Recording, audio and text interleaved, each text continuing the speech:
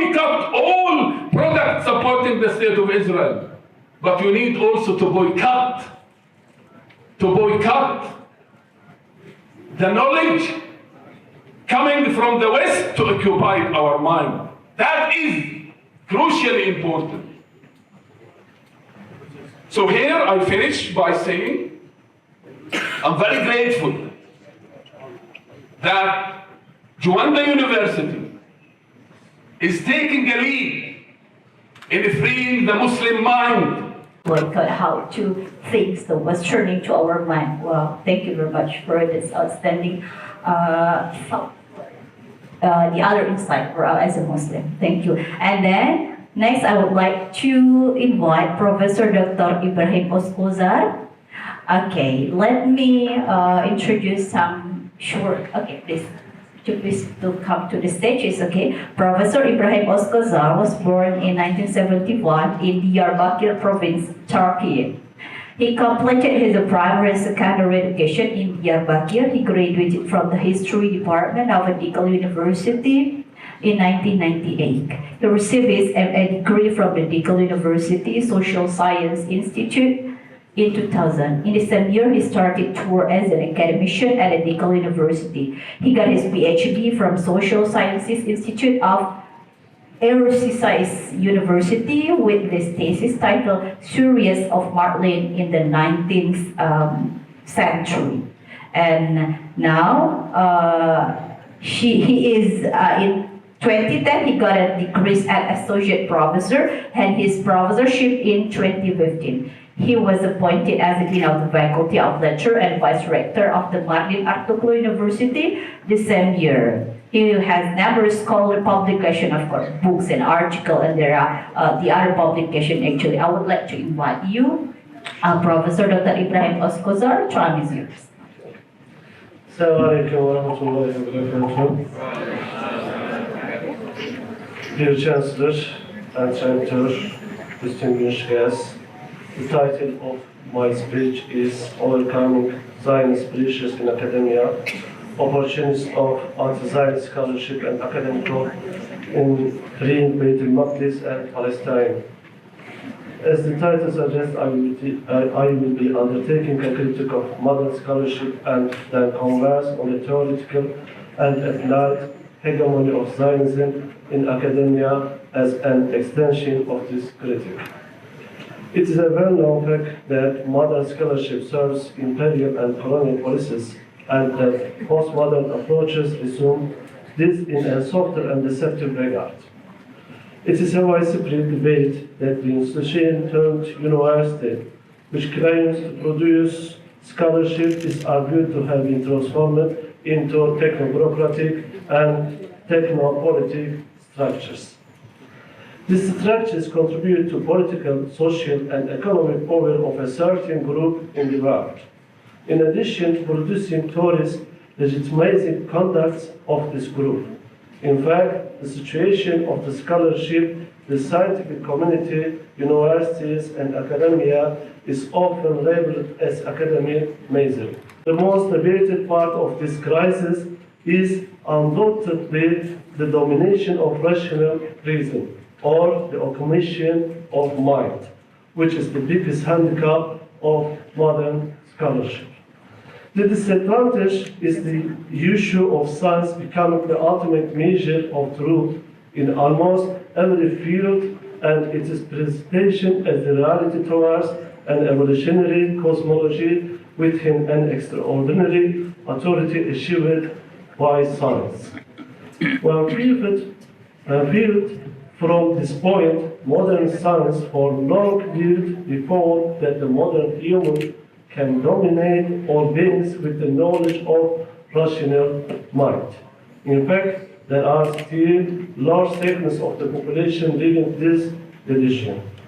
Seeing itself as the master of beings, thanks to epistemic equipment whose limits are unknown, that has become the biggest mistake of modern science. Although the modern science determines that all knowledge types at the same time have a fictional side. It revealed an epistemic community that put itself in the place of God. I think that the mind has capacity enough to know its own limits. Therefore, I believe that the modern science and modern academia playing God is an ethical problem rather than an intellectual problem. As a result of this ethical problem, science in modern times, in the shortest statement beyond being a knowledge production style, edited and confirmed is an epistemological level, is shaped within social and political relations or positions. This has accordingly set the ground for to become a product of strategic interventions rather than being a product of the search for truth. This context gives us the opportunity to define the crisis in science. But what is the thing we call crisis in science? The construction of science by a civilization dedicated itself to subdue and exploit of nature and humanity for its service, or with terminology of the Islamic tradition, moving science away from the equations of knowledge and wisdom and moving into the material sphere and becoming a tool for exploitation is exactly what we call the crisis of science. Today, we can add to this definition science or scholarship becoming a tool of Zionism. Looking from this point of view, scientific knowledge, sanctified by the modern era, has a dark and concerning aspect. As the children of Muslim world, a geography that has not been able to form its own theories and definitions for the past few centuries, we are always faces this dark and concerning phase of scholarship. We are living a world where we cannot identify and define who we are, but rather be a sort of helpless submission facing the directive. You are this and you are that. Historically, the political superiority that the West, where science as a hegemonic knowledge form is produced, has gained against the rest of the world, has given it a position to speak about and in the name of others, but for its own benefits. Today, a world where the truths are competing is mentioned, but it is possible to see that those with greater competing power are able to establish a hegemony, and that this opportunity still exists in the West. While societies with more investment and resources have the ability to increase their knowledge production capacities through education and research institutions, writing houses, journals, and national international networks. This results with validation of their discourses and putting pressure on those whom they consider as opposition, useless, dangerous, or making them less visible. I am aware that this approach may be a generalization, but the current situation of the world does not give a space to think of their good intention versus their imperial and colonial approaches. Especially within this general framework, the position of Zionism obliges us to develop much more clear discourses and even practices beyond these discourses. Exactly at this point, I would like to mention the relation of Zionism with the scientific world and academia. Dealing with a concept such as Zionism, which is usually associated with political sphere, in its scientific and academic dimensions, has its own challenge and risk as well as its own difficulties. First of all, the fields where approaches, evaluations, and researches about Zionism does not concentrate on the academic and secularist side. The visible sides of the Zionism are also grounded within an academic, scholarly part. In contrast to the political field, which is particularly emphasized as a part of Zionism strategy, the scientific field seems to be intentionally concealed and hidden. The fact that there is a very understandable reason for the situation as part of the science strategy. The fact that such efforts to conceal the scientific field because academic studies are an integral part of the science semester strategy of infiltrating the mind from the right side. As I will mention in detail shortly, the academic field forms the most important aspect of Zionism adapting itself to the new conditions. In addition, there is an aim of using academia and science to establish new alliance and sympathy fronts through occasionally highlighting joint cultural ties with societies where Jews have lived in the past. This has become a secret weapon for Zionists to gain allies and establish legitimacy for themselves. Furthermore, the atmosphere of fear it has created in the world of academia has turned Zionism for many academics a dangerous sphere that has to be avoided at all costs. In beginning, I would like to explain the impact of Zionism on the academic scholarly field with different reflections. Within the short time allocated, I will give a panoramic view and try to summarize Zionism's efforts to become internationally effective in academia. As the topic is investigated, we come across the same under two main titles: the impact of Zionism on universities in occupied Palestine and its impact on universities around the world. The first Zionist university to be established in Palestine in 1918 was the Jerusalem Hebrew University, established right after the British occupation. Currently, they have 9 universities in occupied lands, and these universities have a very good academic reputation. 3 of them are among the top 500 universities in the world, and 3 of them are among the top 100 innovative universities. The number of patents and articles of these universities are equal to the number of patents and articles of all the universities throughout the Arab world. We don't have such information about any study conducted by universities in the Islamic world, but a similar scenario exists with only a few exceptions. Besides, there are many Jewish universities in the rest of the world, especially in the US and other countries ranging from Mexico to Germany. 3 minutes. Many of these universities have focused on the scientific and academic propaganda of Zionism. In addition, when Israel signs an international agreement, they especially focus on adding academic cooperation to this agreement.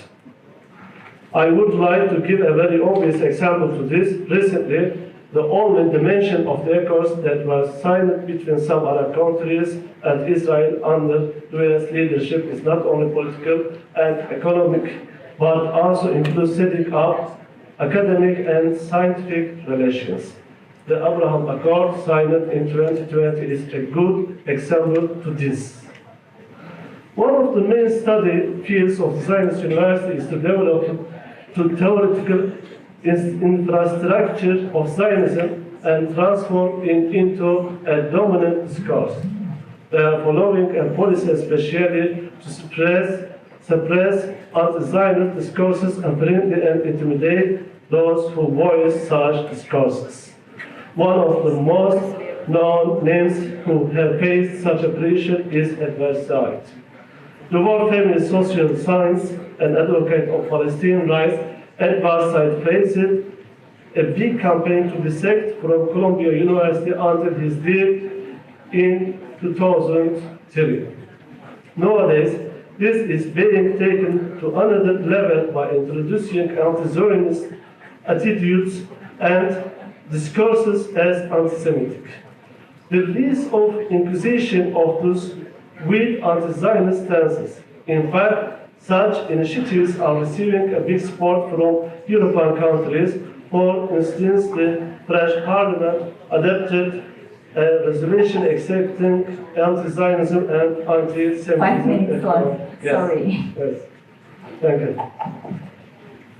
One of the main characteristics of Zionism is to label anyone opposing Zionism as anti-Semitic and introduce among Jews that anti-Semitism is feature naturally existing among non-Jewish people.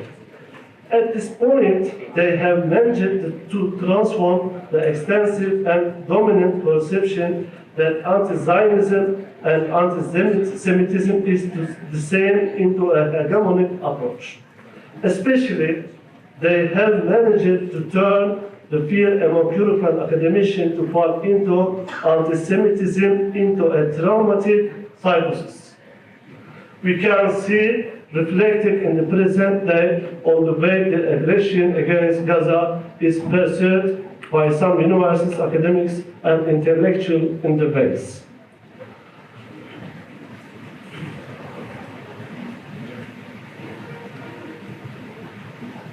An example,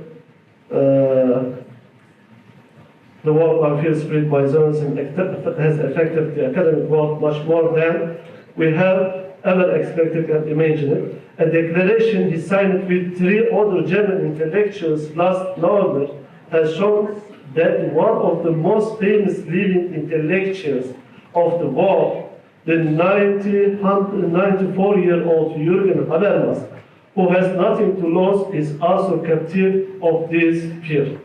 Western academia needs rehabilitation against the Zionist pressure and oppression. I should regretfully state that the latest aggression against Gaza has shown that the pressure is prevalent even in Muslim world, thus introducing to the literature to term Muslim Zionist. As a result of widespread fear, Zionist universities and academics have earned conditions to support the occupation from many different aspects. They can be identified as eager and adamant measure accomplices for Israel's occupation, settler colonialism, and apartheid regime. This is because Israeli universities are involved in developing weapons systems and military doctrines used to perpetuate the recent war crimes.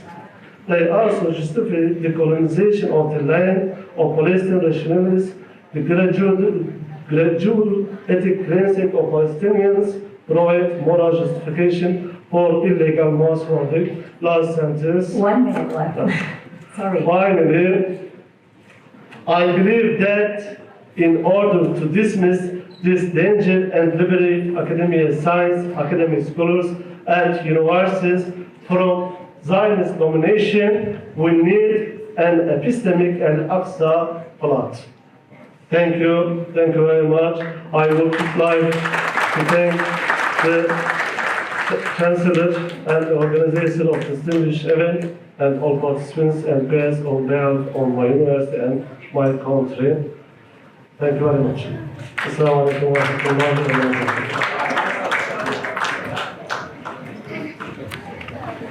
Thank you very much.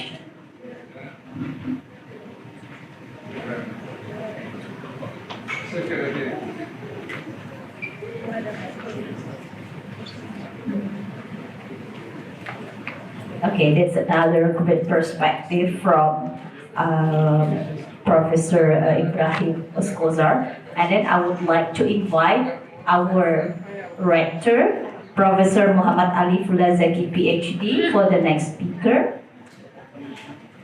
Okay, Professor Muhammad Ali Fulazaki, PhD, is a doctor of philosophy, PhD in water chemistry and microbiology from the University at Paris, France, actually, yeah. And then actually,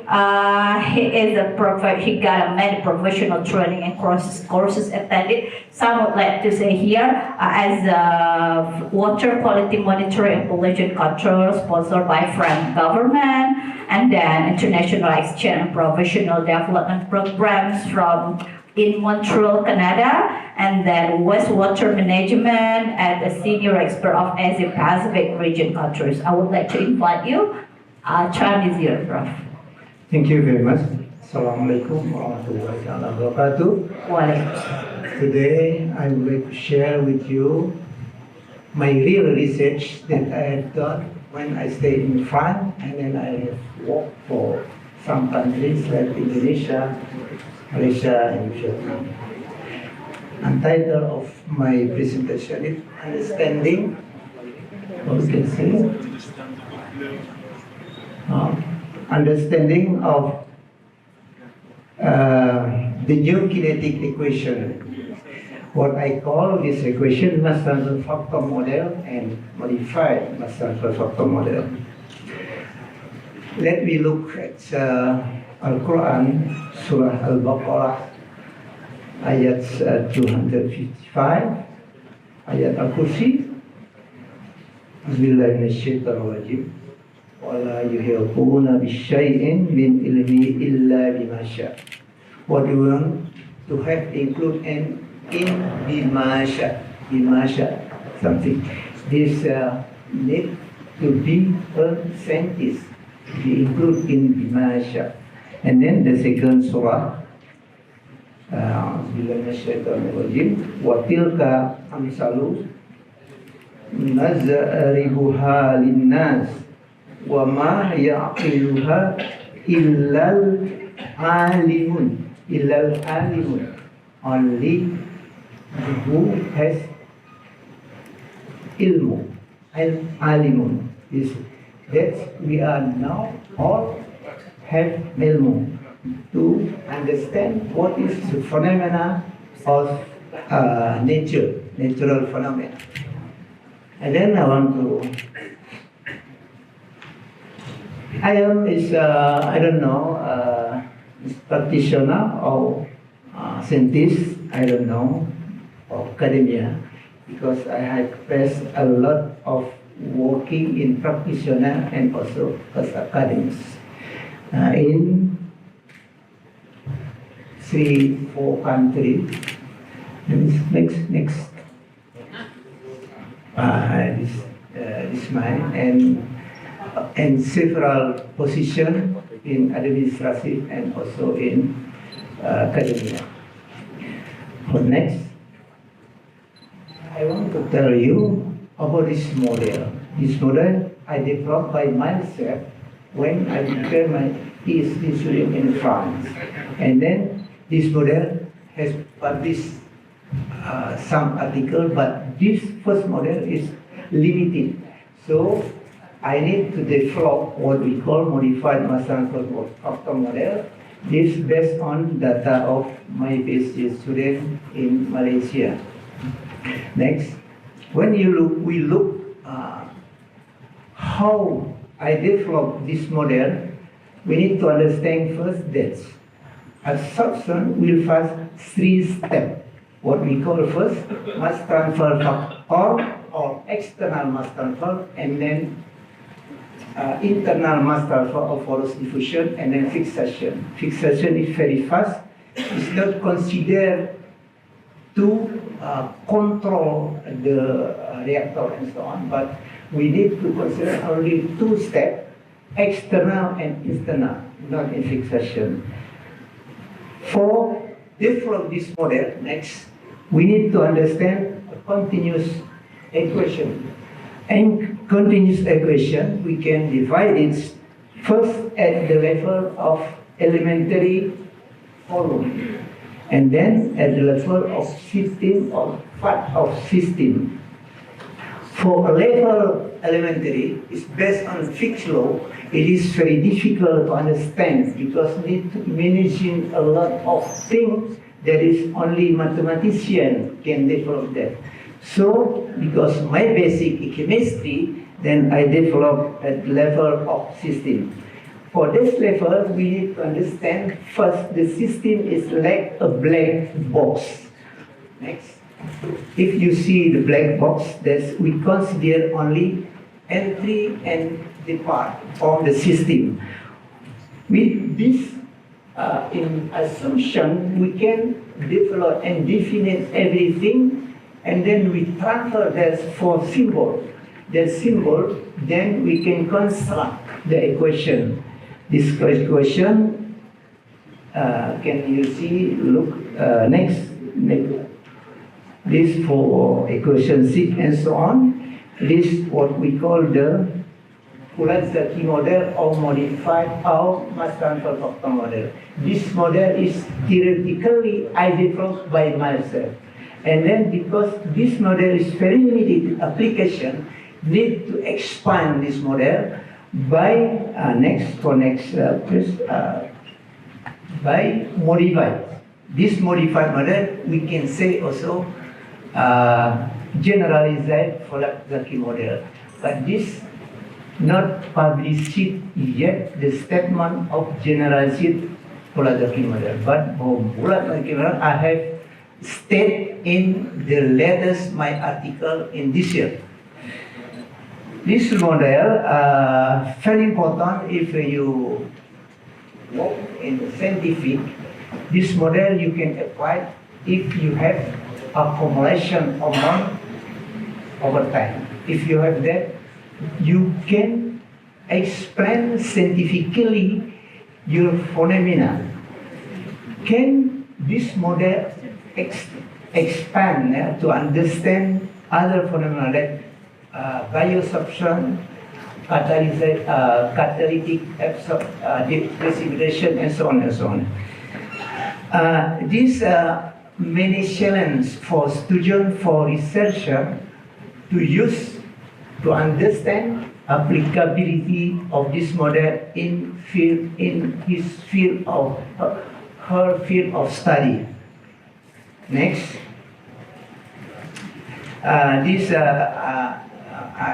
next we have 4 challenges. Then you can look at it because the time is limited. I don't explain all this challenge, but this question for the researcher to use this model to explain scientific phenomena of his or her research in the future.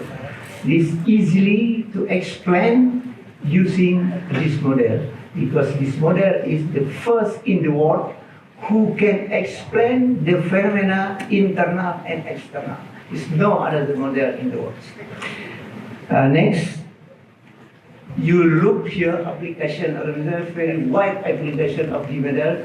We can use the model many type of reactor.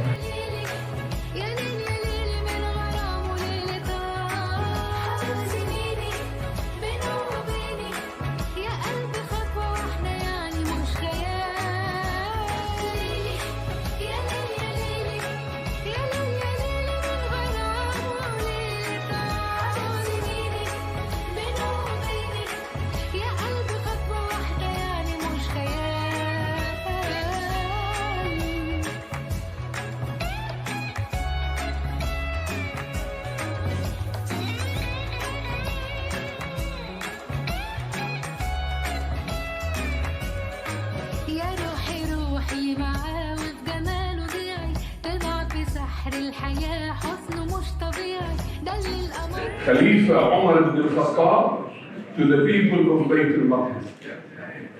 So this is a very, very special gift as a thank you to Djuanda University for establishing the first center of excellence for Bayt-Almaqdis in the whole of Indonesia. So this is a thank you to the Chancellor.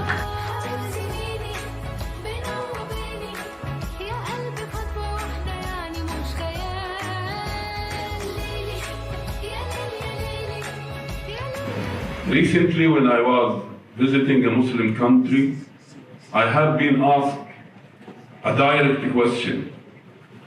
And the direct question saying, we are in a Muslim country, we raise funds, we send donation to the Palestinian, and when there is an issue in al-Masjid al-Aqsa or in Gaza, we go demonstration.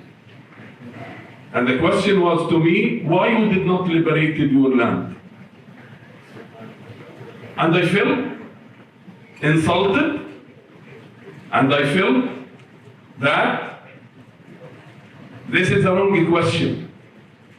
This means the one who is feeling by giving donation and doing demonstration, he done his job or her job for the liberation of the Holy Land is an absolutely wrong.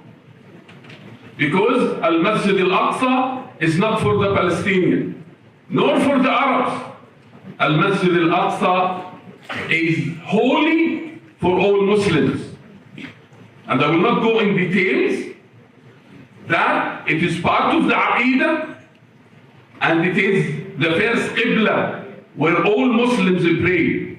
So if you are a Muslim, the condition, you should be working for the liberation of al-Masjid al-Aqsa. And I have been answering this question 35 years, that this is an Islamic issue. From where I get this is an Islamic issue? From Rasulullah sallallahu alayhi wasallam. When I studied the seerah of Rasulullah sallallahu alayhi wasallam, I discovered that he developed a strategic plan. And the strategic plan for the liberation of al-Masjid al-Aqsa, because al-Masjid al-Aqsa at the time of Rasulullah was under occupation. So Rasulullah sallallahu alayhi wasallam, he made all the efforts by the order of Allah subhanahu wa ta'ala and developed this strategic planning and draw its geopolitical map for the liberation of al-Masjid al-Aqsa. So I will focus in my coming 10 minutes only in the knowledge preparation. I will not be talking about the military preparation or the political preparation. I will focus on the knowledge preparation, because this is the priority which is missing within the Muslim mind. From first day of Islam until Isra and the Mi'raj, al-Masjid al-Aqsa was connected to the heart and the mind of Muslims from day one of Islam. So if we are Muslims, if we are sincere Muslims, this means Islam and the Masjid al-Aqsa are connected. So you can't separate Islam. When you are talking about Islam, you are talking of the first Qibla, where Allah subhanahu wa ta'ala planted the heart and the mind of the early Muslims towards al-Masjid al-Aqsa al-Mubarak. So to say it is a Palestinian issue or an Arab issue, this is a crime against your deen and against your religion. Al-Masjid al-Aqsa is for any individual who is saying, Ashhadu an la ilaha illallah wa ashhadu anna Muhammadan Rasulullah. So from day one of Islam until the Isra and the Mi'raj, this is what I call providing the beneficial knowledge in the Quran and the Hadith of Rasulullah sallallahu alayhi wa sallam, which led the Muslim to the second stage, which is the strategic thinking. I learned from Rasulullah sallallahu alayhi wa sallam, and examining his biography and his seerah, that there is three fundamental issues regarding the knowledge preparation. Number one, beneficial knowledge. Secondly, strategic thinking. Thirdly, strategic planning. Unfortunately, Muslims, they don't have beneficial knowledge about al-Masjid al-Aqsa, they don't have strategic thinking, and they don't have a strategic planning. Then we said we love al-Masjid al-Aqsa. Okay, you love al-Masjid al-Aqsa, but you look, this is for the Palestinian to liberate. And that is the crime as I was saying, 1/3 of the Holy Quran is talking about Al-Masjid Al-Aqsa and the Holy Land, Al-Ard Al-Muqaddasa and Al-Ard Al-Mubarakah. This is part of the beneficial knowledge.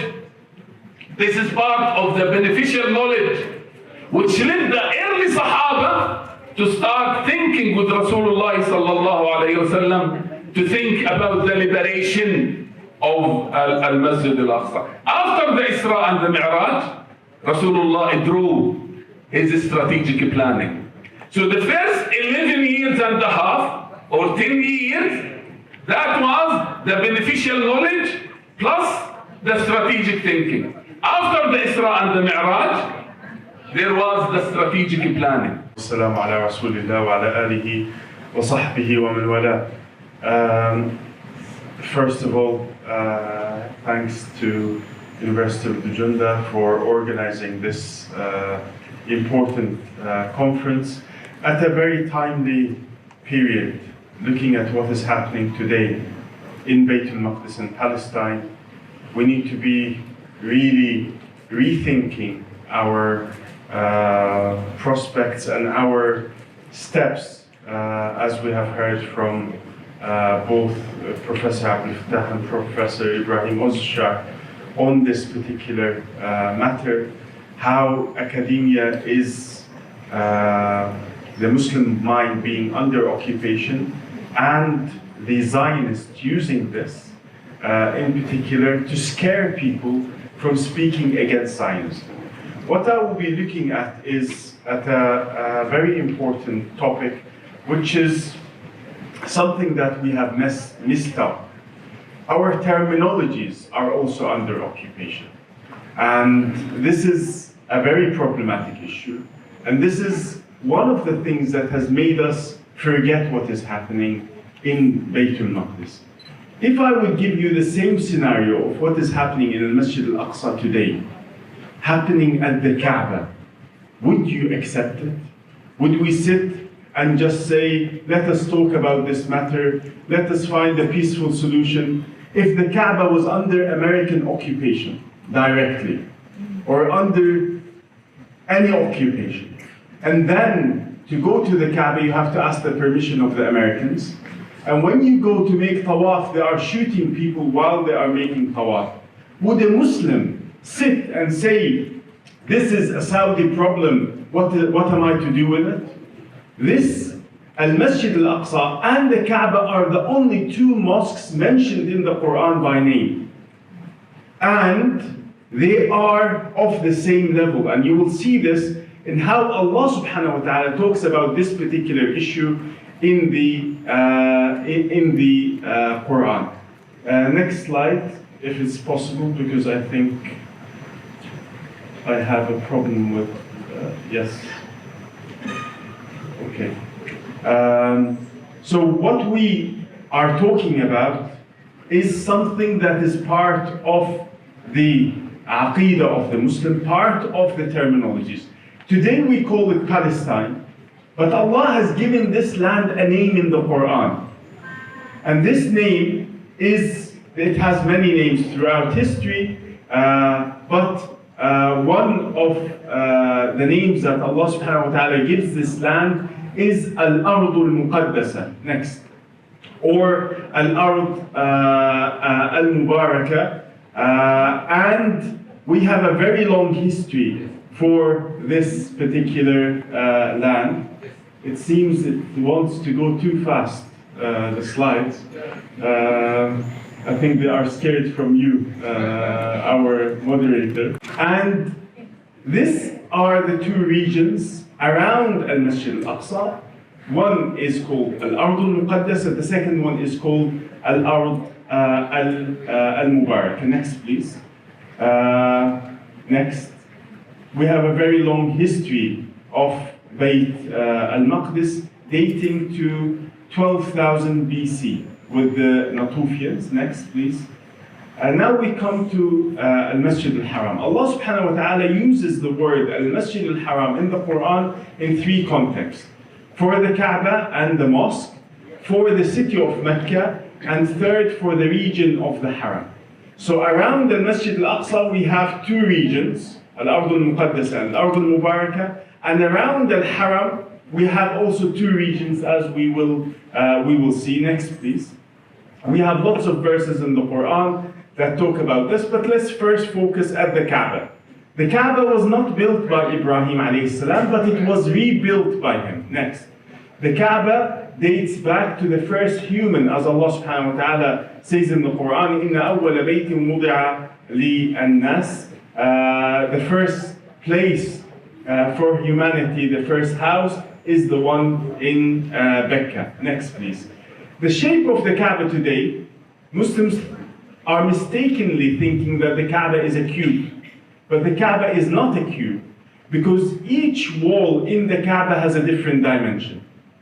And this is the work of Dr. Haytham, who will be speaking to you in a little while later. But this is quite interesting, because when we see the Kaaba in its origin, as we hear from Rasulullah sallallahu alayhi wa sallam, next, you will see the Kaaba was much longer than it is today.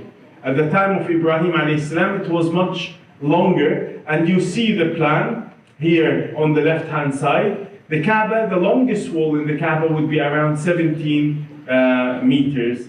Next, please. As you see in this red line. Next, the next three slides, you can see here the Kaaba is not a square, but actually it is offset because each wall has a different dimension. Next. Next again. I hope that this would work, because I have to, yes. Next, yes. So this is what the Kaaba would have looked like at the time of Ibrahim alayhi salam. It had no roof. The ones on the left is after it has, this is during the life of Rasulullah sallallahu alaihi wasallam, before the rebuilding of the Kaaba at the time of when Rasulullah was 35 years old. Next, please. So this is how it would have looked like at the time of Ibrahim alayhi salam. Next. Yes, next again. And the Quran starts from the Kaaba and then talks about a wider region, which is the area of the Haram. Next. The area of the Haram, there's so many verses in the Quran. Again, next, please. These verses that you see, next.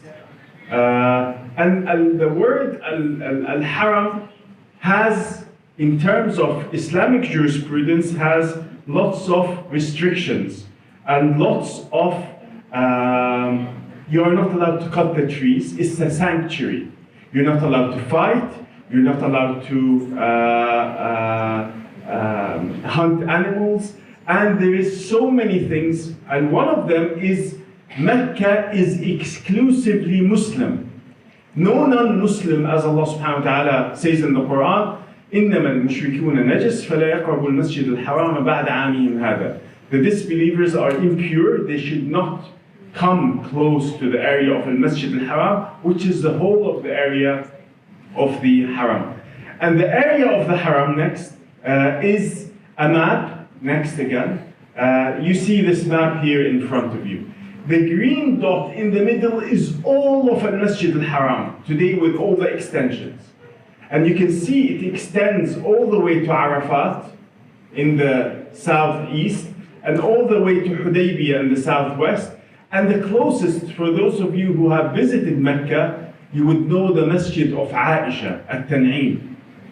Yes, you leave the area of the Haram, you wear your ihram, and then you come back again. And there's lots of discussion on this point, and these are marked clearly. There is more than 1,000 milestones marking these. Next. And we have information in this, in the hadith of Rasulullah sallallahu alaihi wasallam, and also in the Quran. Next, please. Again, next. And you can see here, these are the markers deciding the boundary of this area from the Ottoman period and from earlier period and from the current regime in Saudi. Next, please. You can see them. You might have seen them. The one on the right is from the Saudi, and the one on the left is from the Ottoman period. Next, please. And you can see all these restrictions. You are not even allowed to chase or kill animals. Lost property even cannot be picked up. Grass cannot be unrooted or uprooted. And trees cannot be cut. And there is no fighting. Allah subhanahu wa ta'ala says, Haraman Amina. Next, please. So you see the area in blue is the area of the Haram. The second region around Mecca is the region of the Mawaqit, which all of you who have visited Mecca, as you are flying over, the pilot will tell you, now we are reaching the Mawaqit. This is the second region, and Rasulullah pointed to 5 points where these Mawaqit start. The furthest is the one Dhul Hulayfa, next to Medina, or Abar Ali, if you have visited. And Rasulullah pointed to 5 points, and Sayyidina Umar ibn Khattab added a 6th one. And these are the 2 regions around the area of the Kaaba, of the Haram. One is the Haram, and the second is the Mawaqit. We see something similar next in Bayt-Almaqdis, next again. When we come now to the discussion about Bayt-Almaqdis, we see something quite similar. Next. You see, Al-Masjid al-Aqsa is not, this is something Muslims still have a problem with. Al-Masjid al-Aqsa is not a single building. You see, these walls existed before the birth of Muhammad sallallahu alayhi wasallam, even before the birth of Isa alayhi salam. The Muslims, when Umar ibn Khattab took Bayt al-Maqdis, he built structures within the masjid. So there is structures built within al-Masjid al-Aqsa exactly like the Kaaba. The Kaaba is in the middle. Around it you have Hijr Ismail. You also have Maqam Ibrahim. All of them are scattered within the area of al-Masjid al-Aqsa. Next, please. 15 minutes left. Okay, 15. 15? Sorry, 5 minutes. Actually, you were very generous with me the first time. I wish I can, actually telling you I can do that. 50 minutes I can tell you this topic in a lot of detail, but I think 5 minutes we try to rush. Al-Masjid al-Aqsa is everything within this area. Next images, if you move a little quicker, next again, you can see where Al-Masjid al-Aqsa, what is a masjid is an important question. A masjid needs 3 things. Next, it needs borders. You need first location, borders, and qibla. This is a masjid in the Islamic concept. It does not need a dome or a minaret. Next again, and again. This is in the foundation of Al-Masjid al-Aqsa. 1 stone is the length of the Kaaba. It is 13 meters long. 1 single stone. In the foundation of Al-Masjid al-Aqsa, and I have seen this stone with my own eyes in one of the tunnels underneath Al-Masjid al-Aqsa, it shows you how ancient Al-Masjid al-Aqsa is. Next again. This is what Al-Masjid al-Aqsa would have looked like at the time of the night journey. Next again. If we move a little quicker, so I can utilize the 5 minutes. Next again. This is what it would have looked like at the time of the night journey. The area of Al-Masjid al-Aqsa is that area just outside. And it fits the description architecturally and in terms of fiqh of what a masjid is. Next again. And you can see now that we will compare between the Kaaba and the Masjid al-Aqsa, and this is again the work of Dr. Haytham. Next. And you see the original Kaaba and the Masjid al-Aqsa today, next, are not just identical, but take it a little step further, the angles between the walls are exactly the same. In the Kaaba 85, in the Masjid al-Aqsa 85. They're 92, they're 92. 90, 90. And this shows you from an architectural point of view that the builder was one. And next again, the foundation of Al-Masjid al-Aqsa have been built. I showed you that ancient foundation a moment ago. They are built facing the Kaaba thousands of years ago. Next. How long between them? Rasulullah, next 2 slides. Rasulullah told us this again. Next.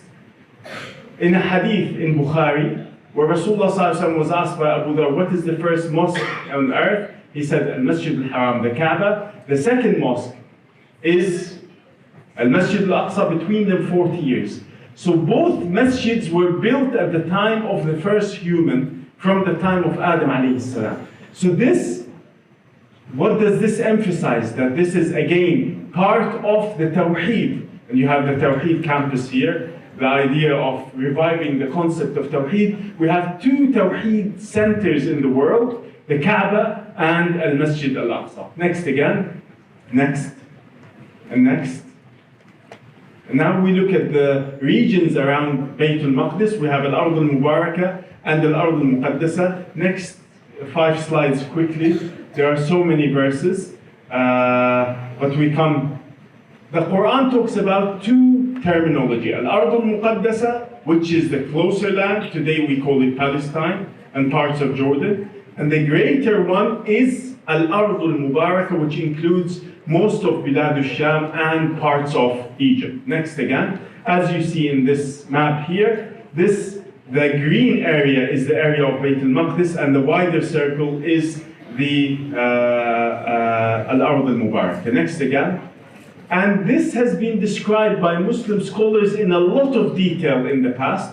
But today, we know the boundaries of Palestine that were drawn by the British, but no one knows what are the boundaries that Allah has given to this land, because we no longer use that as our framework, we use something else. Next again. This is the borders of that. Now, Bayt al-Maqdis has exactly opposite of Mecca. Mecca is restrictive to only Muslims. Bayt al-Maqdis is inclusive to the world. Allah says, إِلَى الْأَرْضِ الَّتِي بَارَكْنَا فِيهَا لِلْعَالَمِينَ. It is holy but not haram. There is a difference between haram in Islam and holiness. Holiness means two things, purifying and also mubarak. You use the word barakah. While in Mecca, Allah calls it, if you go to the next slides, again, next again, yes. You can see here there's comparison between one and the other. Kaaba, the area around the Kaaba, Allah calls it Wadin Ghayri Dhi Zara, an infertile valley. While Allah calls Bayt al-Maqdis the land of barakah. Even al-Masjid al-Aqsa is the source of barakah in terms of plantation, topography, climate, strategic location, Mubarak and holy, and being inclusive, while Mecca is exclusive on many fronts. However, it has these restrictions, but it has a different dimension. Coming to the conclusion, next again, the implication of this, actually, just talking about the comparison between both of them, Allah has selected these two areas, one in a valley, one on a mountain, even in terms of topography. Next again, coming to the conclusions, Abdullah, next again, Abdullah ibn Umar says that this is not only this is not only horizontal, but it is vertical, to the seventh heaven and to the seventh earth. That the barakah and the holiness, the qadasa of Bayt al-Maqdis goes all the way in the vertical dimension. So does the hurma of Mecca, it goes also in that direction. The global effect, next again, and I recommend that you read the Barakah Circle theory of Professor. You will deal with this matter in more detail. Coming to the last 1 minute, how this is affecting us today. Bayt al-Maqdis is a small, tiny area. It is maybe smaller than Jakarta. Whole of Bayt al-Maqdis, whole of Palestine, it is around 50,000 square kilometers.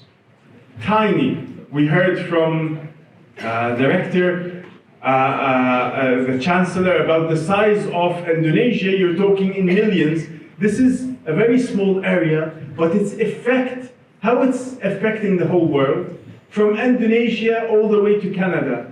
from Australia or from Russia all the way to Africa, the whole world is affected by one single spot.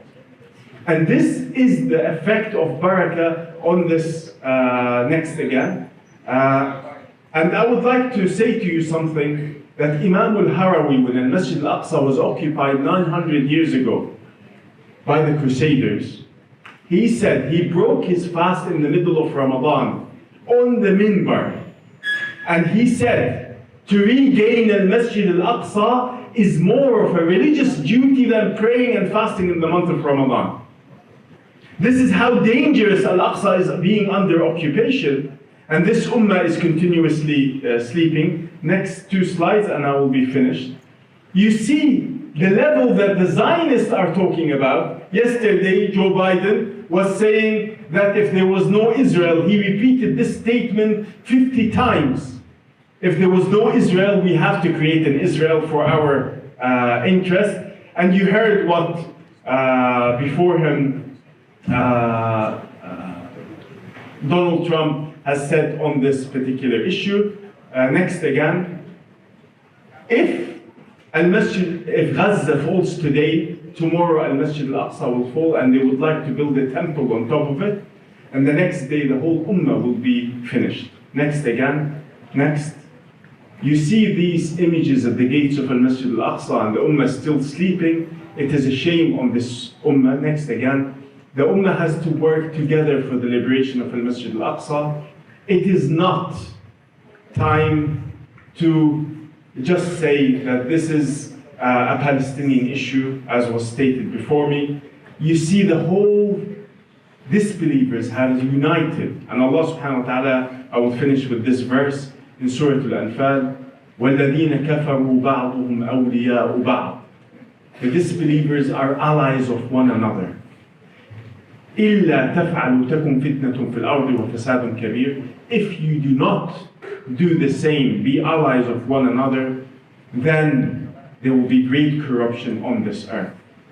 And this important, next again, this important topic is the heart that will revive the ummah, take it out of its sleep, as it was done at the time of Salah ad-Din. But understanding the sacred geography is extremely important to take the right steps in the liberation of both the mind, the tongue, and then the land by the will of Allah subhanahu wa ta'ala. Wassalamu alaikum wa rahmatullahi wa barakatuh.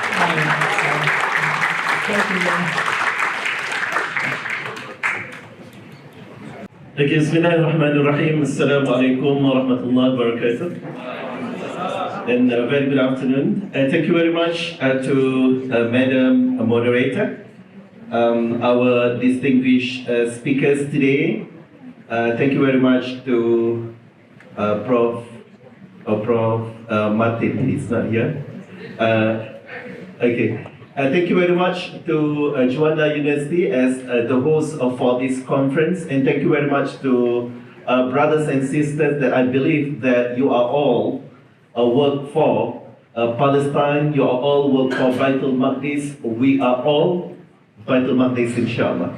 So today, ladies and gentlemen, I will share with you our latest research while we are looking more on the theory, historical aspect, historical significances, and also the contemporary issues. But we think that there is a need to look into the common understanding among the people, among the society, that we believe that this is the way forward, that we try to engage more towards a community and society so that they can work together in increasing, enhancing the work towards liberating Al-Aqsa Mosque by enhancing the knowledge and understanding among especially the Muslim people.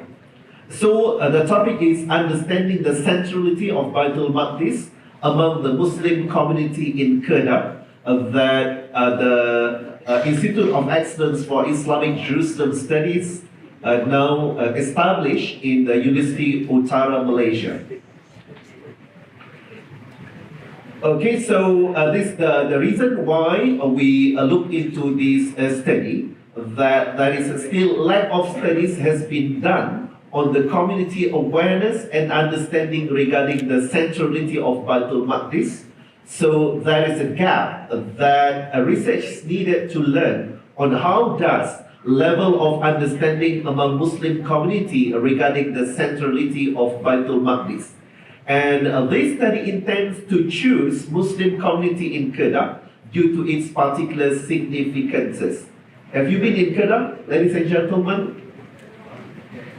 Okay, so you have visited Kedah and know Kedah. So Kedah is one of the states in the northern part of Malaysia. Then why is Kedah?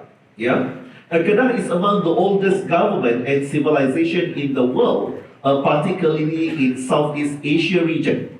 And Kedah is among the earliest states in Malay Peninsula to accept Islam and establish a Muslim government. Kedah is the main gateway for Malaysia on the northern area with borders with Thailand and also maritime borders with Indonesia. Kedah hosted UUM that successfully established Institute of Excellence for Islamic Jerusalem Studies since 2014, which is among the earliest in the world, particularly in Asian region. Okay, so this why Kedah. And Kedah has a Muslim population around about 80% of all the population in Kedah. So I believe that this can also represent any other areas or any other state, countries or regions that have this kind of population to look into their understanding regarding the centrality of Bayt-Almaqdis. In Bogor, I think more Muslims population, I believe, maybe 90 or 90%, right? Okay, so let us look into Kedah case. And there are a few objectives that we outlined here. First is to identify the awareness, to look into the level of awareness among the Kedah Muslim community regarding the centrality of Bayt-Almaqdis.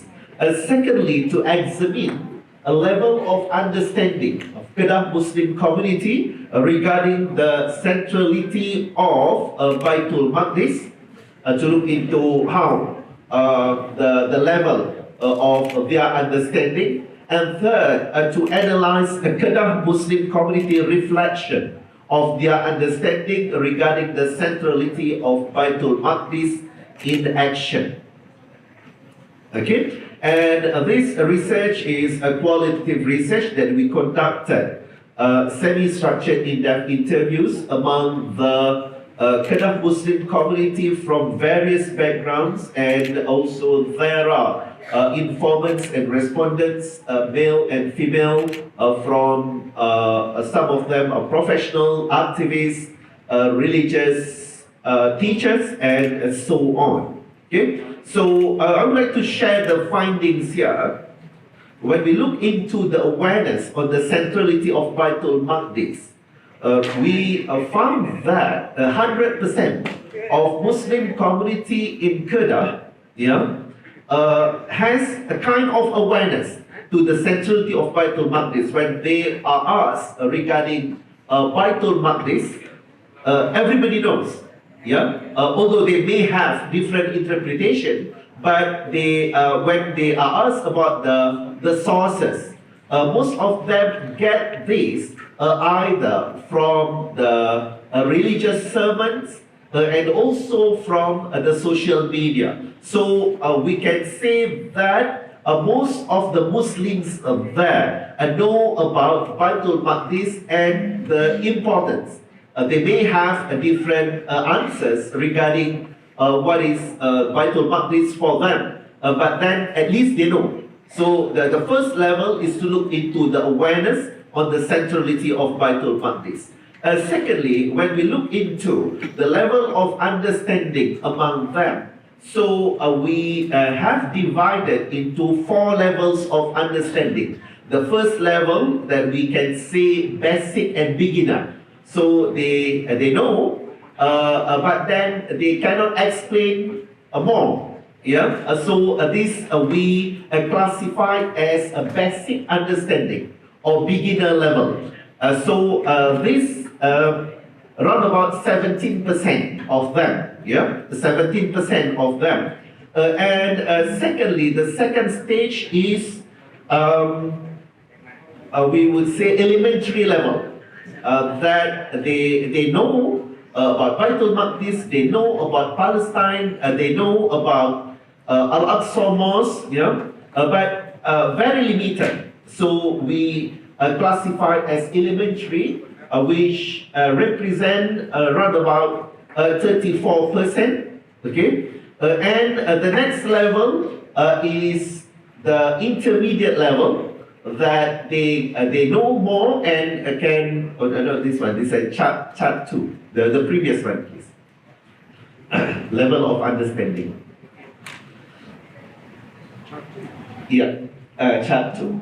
This is chart 1. This the second main findings on the level of understanding. Okay, so the third level, intermediate level, this represent around about 34%, and the advanced level, that they can explain and they can also share to show maybe not the level as Dr. Khalid Al-Awaisi, for example, explanation, but at least they can differentiate when it is referred to Al-Aqsa Mosque, when it is referred to Bayt-Almaqdis as a region. This represent around about 17% as well. Okay, the next part, we look into the reflection from them, and we use a 5R, which is reporting, responding, then relating, reasoning, and reconstructing. So when we look into the next chart, please. When we look into their understanding, so this reflect towards their action. Like for example, the one with the beginner level. So they just they have interest, but then they can just write something and may share something in the social media, which is for us is still good enough, but that need to be enhanced. Yeah, and these represent around about just one of them. Yeah, one of the informants, and then we look into those who do more than reporting, which is the next level of reflection, which is responding. So responding seems that they have a knowledge and understanding, and they try to respond to the issues. Sometimes they engage with the discussion in the social media, but they do not make that as the priority. They don't take the full responsibility. Just if they have time, if they have opportunity, then they may share. And this we consider this kind of reflection as a responding. The third one is relating.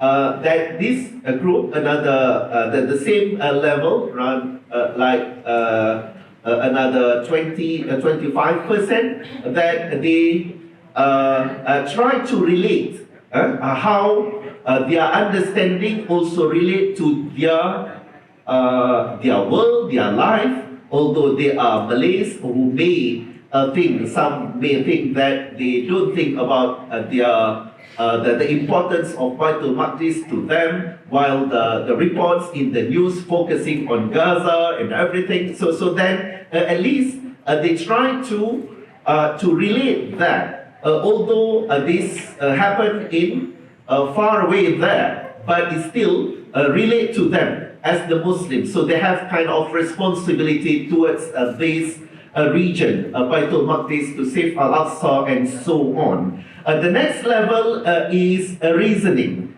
For those who involved in this, so the reflection also push them to invite others, to bring others to know, and this kind of informants or respondents, they mostly they engage with NGO activities, with the lectures, with the demonstration, and so that they started to mobilize people to bring them to understand the centrality of Bayt-Almaqdis to the Muslims especially.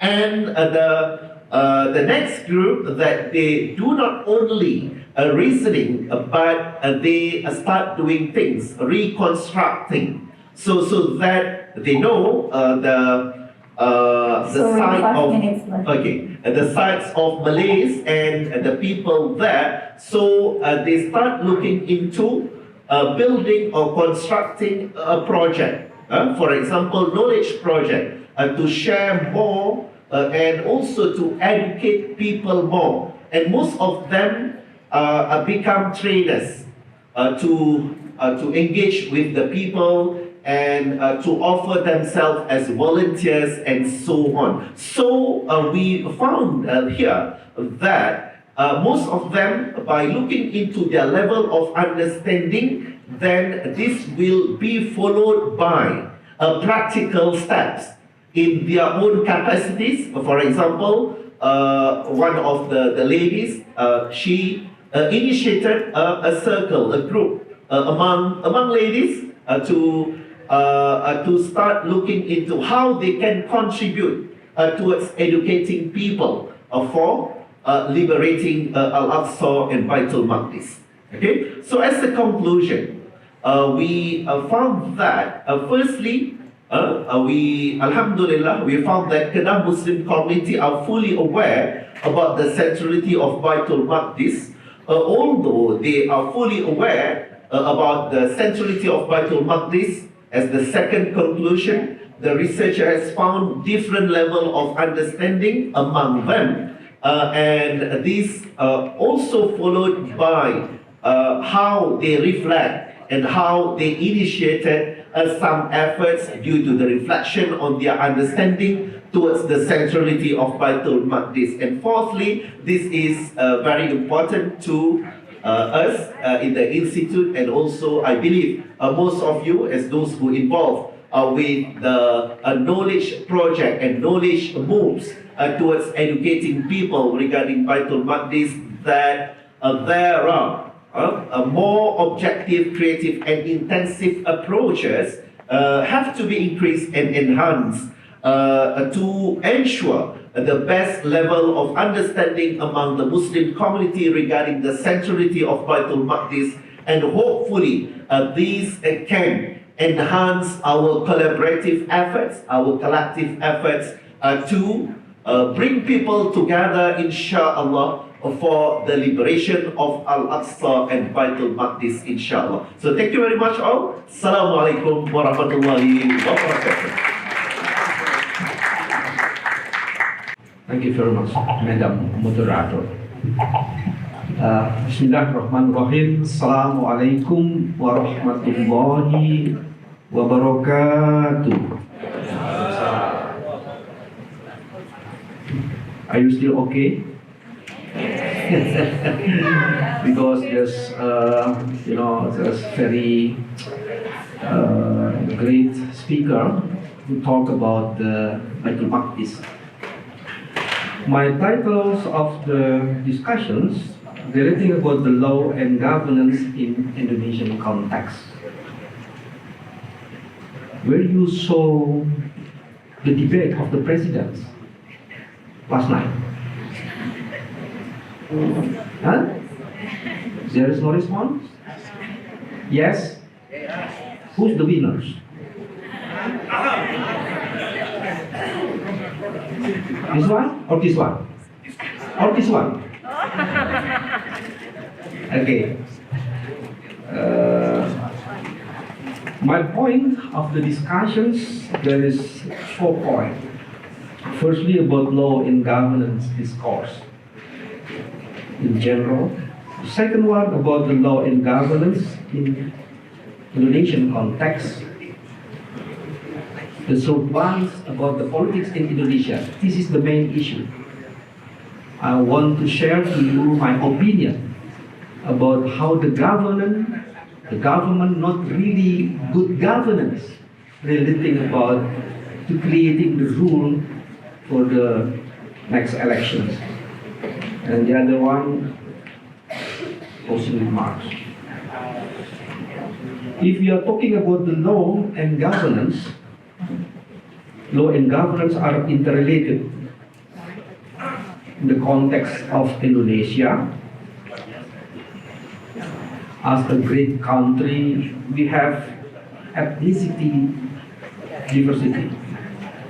We have the legal pluralisms, and then until now we still have challenge about the relation about the center and regional.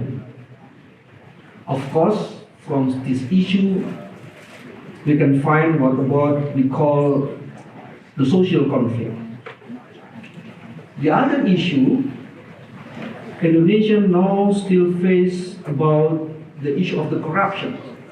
So, the eradicating of corruption, one of the important issue. The other one, that is about the democratization process. Let's say, as a sample about the presidential elections, legislative elections, and the other ones, that is about protection of human rights. In the political year 2024, I think that we agree there are interesting challenges to be aware, because there will be simultaneous general election. We not only elect the president, but we elect more than 500 regional head elections, governors, mayors, and regions. And then the other one, we elect the member of the parliament.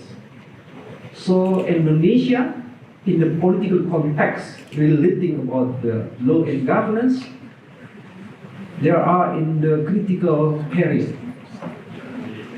This is my preliminary. Ladies and gentlemen, distinguished guests, law provides the basic framework for governance to establish the rule, regulations, and legal principle to govern the behavior of individual, organization, and governance itself. And governance is related to the rule of law. The key aspect, the essence of the governance is adherence to the rule of law. This means that everyone, including the government, is a subject to the law. It should ensure fairness, accountability, and protection of individual rights. So there is relations between legal institution and government, let's say in the sample of the judiciary and legal reforms. Yeah. We need an independent and effective judiciary, because this is one of the essential factors for governance. Ongoing legal reform can be part of governance initiative, improving and updating the legal framework can contribute to more effective and transparent governance. There is some issue in the relationships between legal institution and governments relating about the judiciary and legal reform.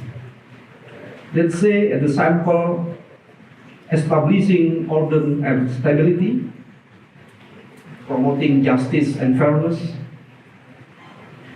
This is one of the important one. Enabling and restraining governance power. Because if the Constitution mentioned the period of presidents only 2 times, So there is no other initiative, even from the former president, to try to against this article. This is against the Constitution. This is the point. Facilitate dispute resolution, protecting community welfare, and indeed, social engineering and reform. What about the law and governance in Indonesian context? We have Pancasila, that is one of the foundation of the philosophical of the Indonesian state. But the other one, we have the legal pluralisms. Because Indonesia has customary law, which recognize adat law. And then we have the special autonomy in Papua and special autonomy in Aceh.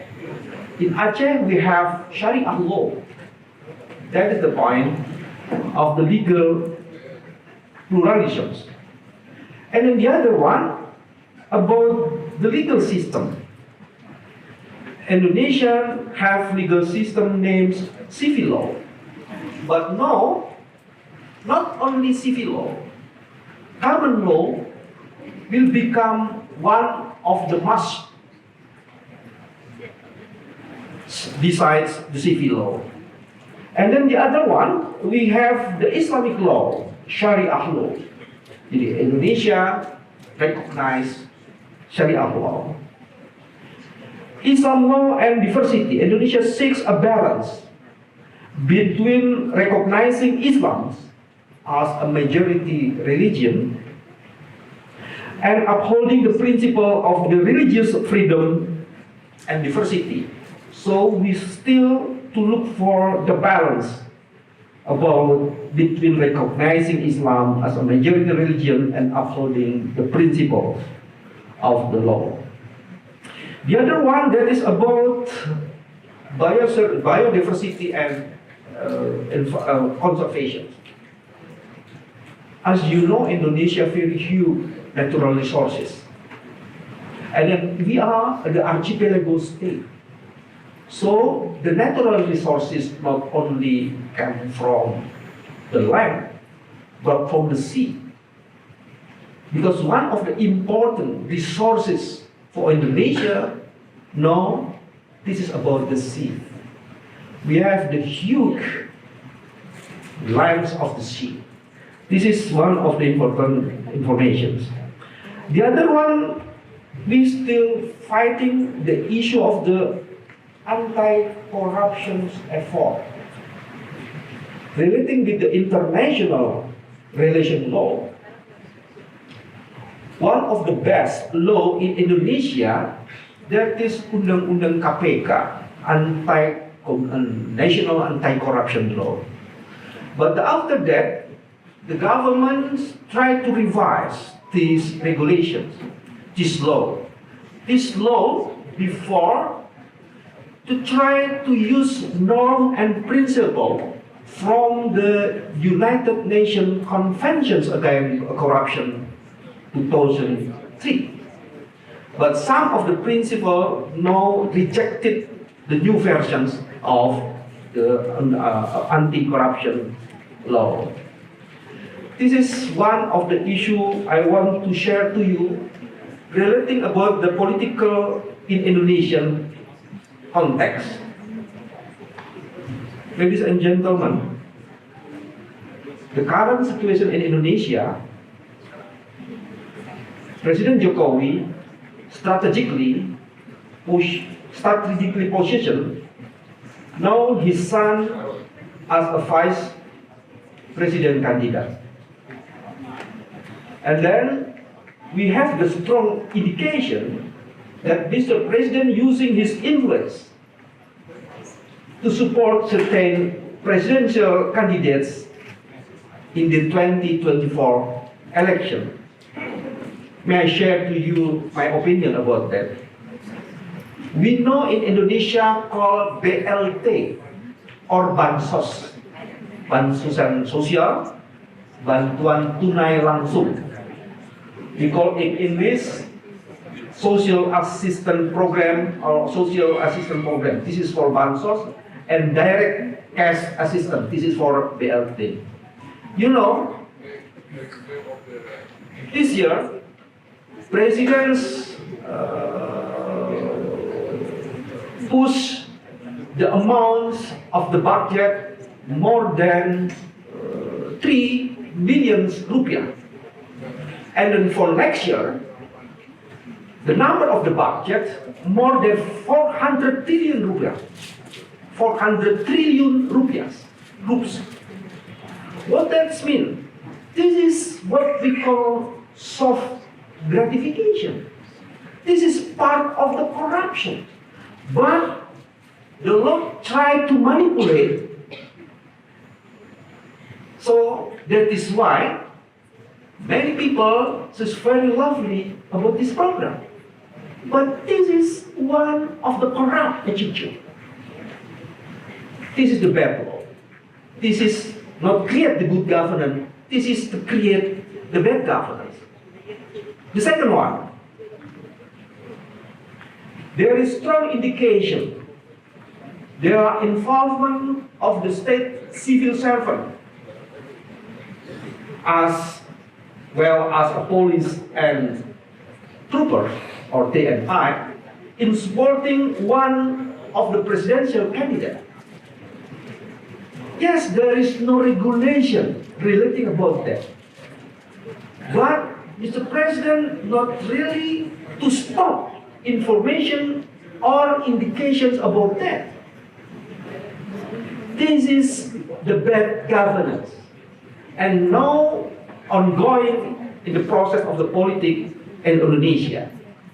The other sample, there are strong suspicions the elections organizers are siding in the interest of the certain parties and so that there are policies that are affiliated with the President's Jokowi interests. So there are many president men in the part of the process of the election. And then this is to push the election not really fair and just. This is one of the important issues.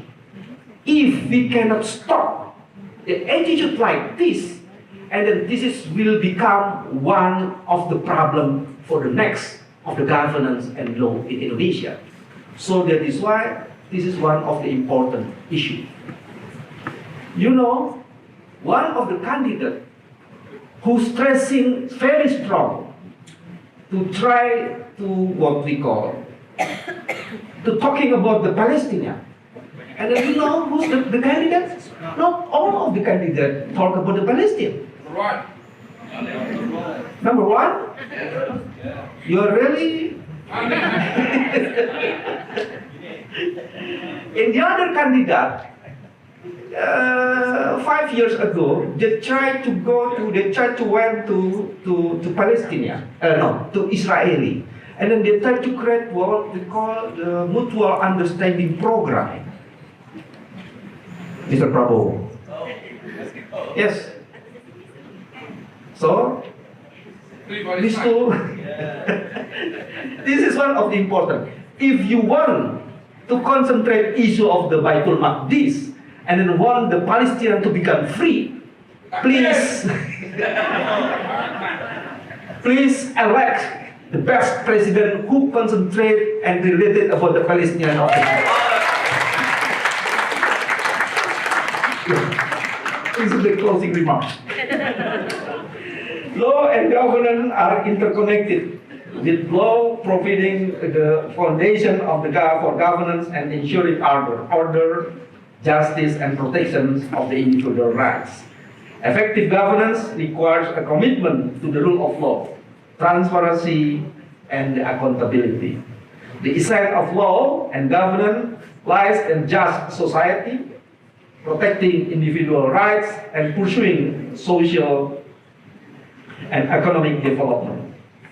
In Indonesia, the substance of law and governance reflect cultural diversity, legal pluralism, and efforts to balance national and regional interests. The nation should be continue to evolve its legal and governance system to address contemporary challenges with upholding all its foundational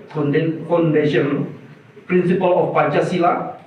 And in 2024, the relationship between law and government may be challenged by the government policy. We now face what we call the state capture corruption, which might hinder the process of the election. Thank you very much. Assalamualaikum warahmatullahi wabarakatuh. Thank you. Okay, terima kasih Bu. Assalamualaikum warahmatullahi wabarakatuh. My respected Rector of Djuanda University, the President of Djuanda University, and all the fellow participants, my fellow presenters, distinguished guests, ladies and gentlemen.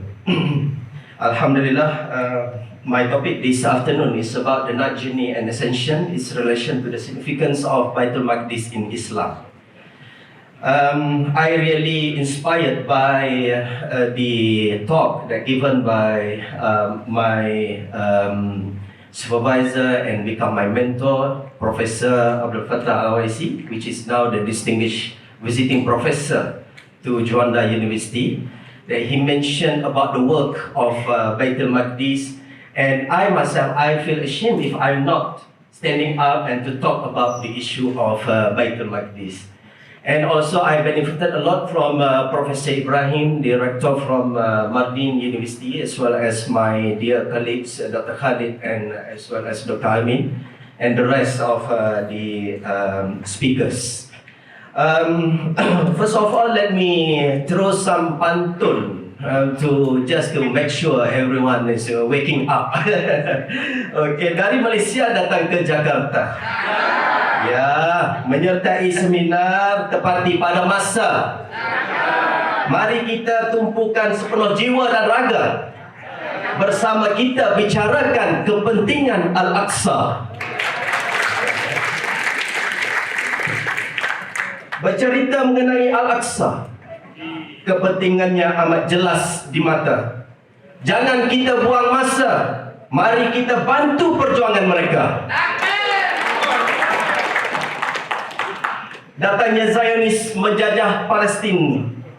Rakyat asalnya terpaksa lari ke sana sini. Teruskan usaha meningkatkan prihatin. Terima kasih Universitas Djuanda mengadakan seminar hari ini. One last one, I try to make it in English just to make sure my professor understand a little bit. Hey Zionists, watch your step. Gaza people is coming to you. For Palestinians, please do not give up. We are here, Indonesia and Malaysia, ought to help you. InsyaAllah dengan 3 pantun tu rasanya sudah selesai masa saya. Alhamdulillah. Again, for my topic is very simple. It's about the night journey, and we would like to see the night journey is one of the reasons why we concern so much about Bayt-Almaqdis, why we concern so much about Palestine as a whole. So be it Gaza, be it Bayt-Almaqdis, and the whole part is considered as Holy Land, as been mentioned by Dr. Khalid al-Awasi. As you have already looked at the map that has been given by Dr. Khalid just now, is very interesting, and it shows to us the understanding. How should we understand the concept of Barakah land and the concept of the Holy Land, which we do not want to be misinterpreted by the sources that come from the Jewish side or the Zionists, be it the Jewish Zionists or the Christian Zionists. I recently met with one of the scholars from UK with the name of Stephen Sizer. He mentioned very clearly that our problem nowadays is not about the Yahud. It's not about al-Yahud. But he says clearly, he mentioned it. Our problem is because of the Zionists. And he mentioned out of 10 Zionists, one of them is Jewish Zionists, but the rest are Christian Zionists. So this is very dangerous, and we are facing with this reality. The problem that we are facing is not because of al-Yahud. This is when it comes to my mind. When I did my PhD, we come across the idea, we read the book of Professor Dr. Yusuf Al-Qaradawi, for instance, in his writing, Al-Quds fil Wa'y al-Islami, that he mentioned our problem with them not because they are Yahud, not because they are Jews. Our problem is because the Zionist ideology, which tried to Judaize the whole area of Palestine. So we do not want to mention the word Israel rather than to say the word of occupied Palestine. So this is something, the concept which we need to understand. And when it comes to the significance of Bayt-Almaqdis in Islam, one of the major events is the event of the night journey and ascension. Why is it so important? One, because during the event of night journey and ascension, even though during that time, Bayt-Almaqdis was still not under the Muslim rule. Wasn't under Muslim rule. It happened during the time of 8 of prophethood. Tahun ke-8 kenabian. Itu Palestina belum lagi berada di bawah pemerintahan Islam. Palestina berada di bawah pemerintahan Islam bila? When did Palestine became under the Muslim rule? It was during the time of, siapa boleh jawab? Siapa boleh jawab? Pada masa siapa? Pada zaman Sayyidina Umar Al-Khattab radhiyallahu anhu. Which is how many years after the death of Prophet Muhammad sallallahu alaihi wasallam? Berapa tahun? Saya bagi jawapannya. 5 tahun. 5 years after the death of Prophet Muhammad sallallahu alaihi wasallam. This we have been debated this since a long time ago. I think in 2002 when we started discussing this, which is 21 years ago. So 5 years after the death of Prophet Muhammad sallallahu alaihi wasallam, then Palestine became under the Muslim rule. But what my point is that even though Palestine or Bayt-Almaqdis wasn't under the Muslim rule, Allah subhanahu wa ta'ala has taken Prophet Muhammad sallallahu alaihi wasallam from Masjid al-Haram in Makkah to Masjid al-Aqsa in Bayt-Almaqdis. But we face with the problem when some of the Orientalists try to argue this. They ask several questions. One question is that, is it true during the night journey and ascension, the mosque of Al-Aqsa exists? Which mosque that existed during the night journey and ascension? When we look into the history, they try to misinterpret the history and try to tell us that the first building ever been built on the area of Al-Aqsa was not during the time of Prophet Muhammad sallallahu alaihi wasallam. So we face with this challenge and this kind of things. So for you, in order to understand and in order to get this kind of information, I do really stand with what Professor Abdul Fattah mentioned, that we need the kind of intellectual discourse, more on intellectual debate, not only to go to the public and collect some donations. This is let the Ormas do these things. We are in the university, we face this kind of challenge. When Professor Ibrahim mentioned that there are 9 universities in occupied Palestine, 6 of them are top 100. Where are we? Where are we in this situation? So we have to move forward and move fast to make sure that we can be at par with this kind of university, at least to be listed as the top universities in Indonesia. And I do believe with this kind of project, inshallah, we will have hand in hand, inshallah, with Djuanda University and with with other universities who come and support this kind of program, inshallah. We make dua that one day we will be, inshallah, champion of this academic matter and can, inshallah, we defeat the idea of these Zionists and these people who try to change the information or try to change the knowledge that we have. We are rich with knowledge, and it is our work. Inshallah, we can do it. As my the university leadership in Malaysia mentioned that if you want to do this, we have to work together. We cannot work in silos. We cannot work in silos. If we want to walk fast, then we walk alone. If we want to walk longer, then we walk together. Inshallah, by that I conclude my presentation this afternoon. Thank you very much. Assalamu alaikum warahmatullahi wabarakatuh. As we may know all, the prices of some staple grain have increased dramatically in the last year. Climate change will put pressure on food supply, quality, and sustainability worldwide. What are the changes in rainfall patterns, growth, temperature, and the carbon dioxide have on basic food production, system, pre- and post-harvest?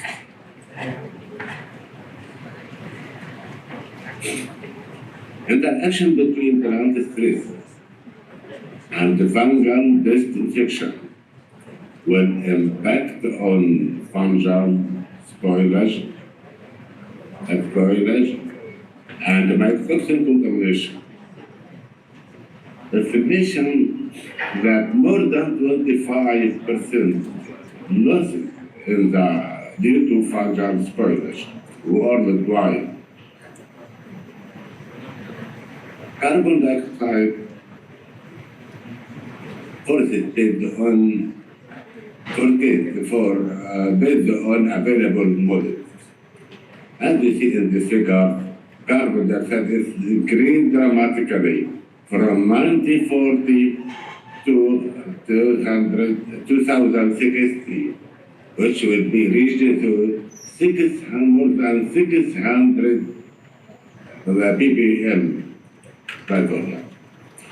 The plant pathogen and the pests are moving about 3 to 5 kilometer a year towards the pole.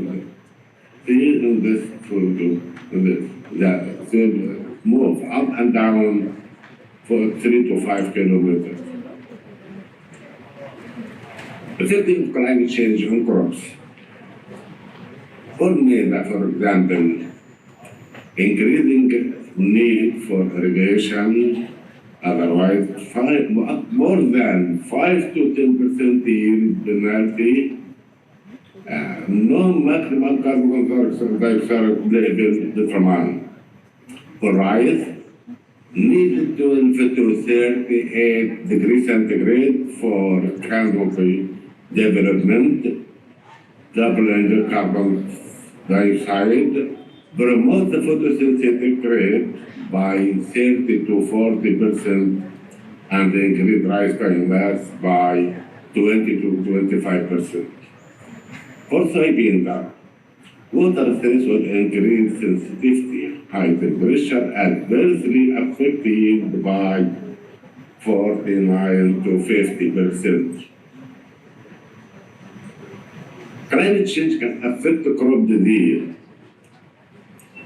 but impact on mycotoxin. These three factors are mainly affect the mycotoxin contamination in food.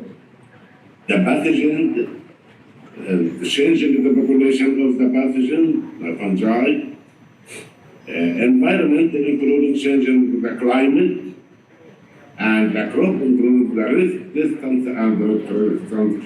This leads to the contamination of mycotoxin pre and post harvest spoilage and mycotoxin.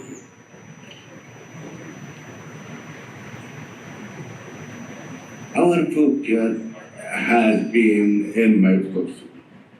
Why? Because mycotoxins are naturally curing the toxin, secondary metabolites. They are heat stable, difficult to destroy, even during the processing. Contaminated at any time in the field, at the harvest time, during the drying, transportation, storage, milling, and in finished product. Low mold count don't mean the absence of mycotoxin, because mold can be died, but the toxin will remain in the product. What are mycotoxins? Mycotoxins have toxic effect in higher organisms. The three major genera of mycotoxins produced in fungi are Aspergillus, Fusarium, and Penicillium. More than 300 mycotoxins have been isolated, and their chemical composition has been determined. Climate change impact on mycotoxins, it is directly or indirectly, increasing plant disease, best reproduction, and integration with plant, yes.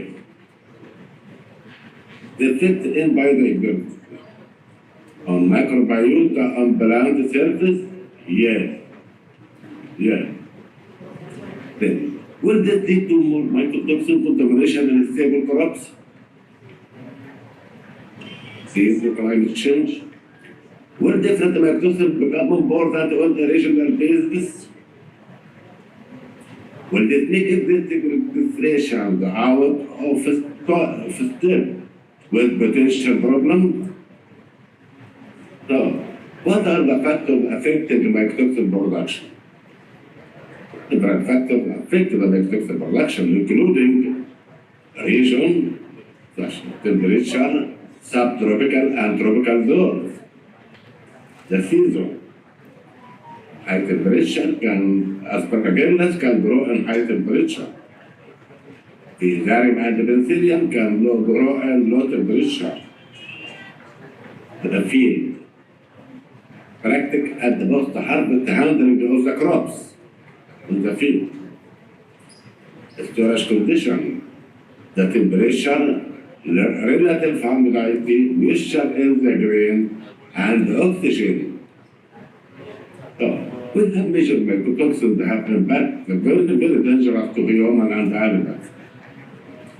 The measured mycotoxins that pose the greatest potential risk to human and animal health are as food and feed contaminants are aflatoxins, trichosicins, fumazine, zearalenone, ochratoxin A, and ergot alkaloid. However, there are some other mycotoxins should be included because of their frequency of occurrence in commodities, or their product, or their co-occurrence with other important mycotoxins. These mycotoxins include cyclohydric acid, estrigmatocystine, citrinine, and berkolaborasi. What are the factors affecting the mycotoxin occurrence in the food chain? Several factors, including the biological factors such as the critical crop, complete toxigenic fungi, compatible with fungi. Environmental factors including temperature, moisture, mechanical injury, insect and bird damage, and fungus. Harvesting factor including crop maturity, temperature, moisture, detection and digestion. Also during the storage, the temperature, moisture, detection and digestion in the storage. All these factors lead to the production of mycotoxin, which can be ingested by animals or by the human. So, human can expose to mycotoxin through the two main ways. Directly, when the human consumes contaminated food, or through animal product derived from animal that ingested mycotoxin contaminated feed. Then, what are the routes of exposure? There are three main methods for exposure to mycotoxin. Eating food or drink containing mycotoxin, breathing moldy air in damp door area, or thermal absorption. What is the health risk of mycotoxin? Disease produced by mycotoxin are difficult to digest. Very, very difficult to digest because it is inadequate exposure.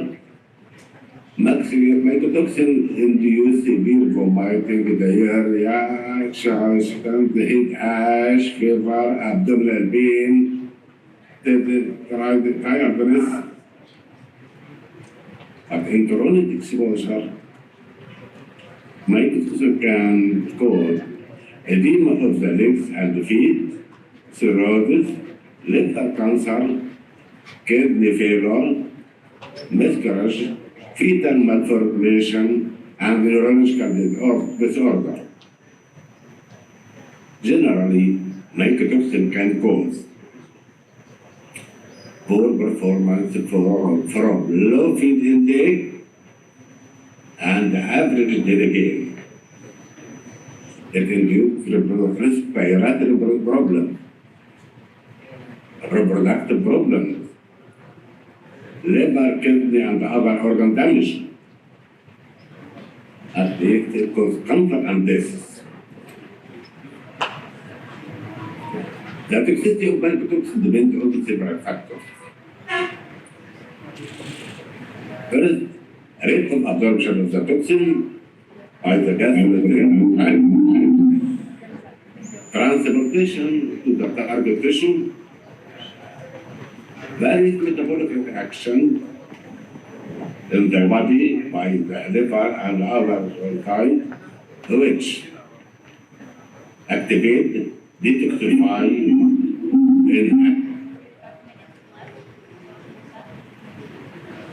decrease the effect of the toxin. So, other disease, the cause of other disease besides mycotoxin, or exposure to mycotoxin, extent of exposure. In general, young are very sensitive to mycotoxin than adults because of their low body weight, their higher metabolic rate, their lower ability to detoxify,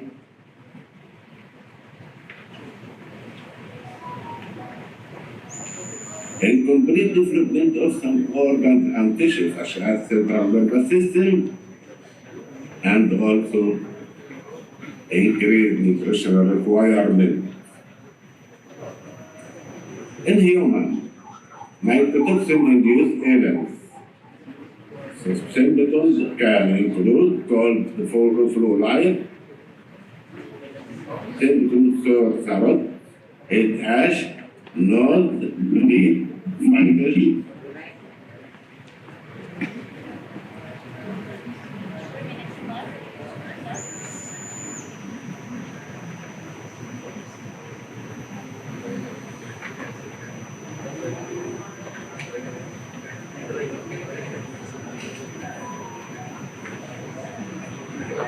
that affect the immune system and also the skin.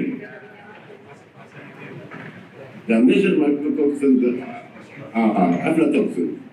Aflatoxin produced by Aspergillus flavus and Aspergillus parasiticus.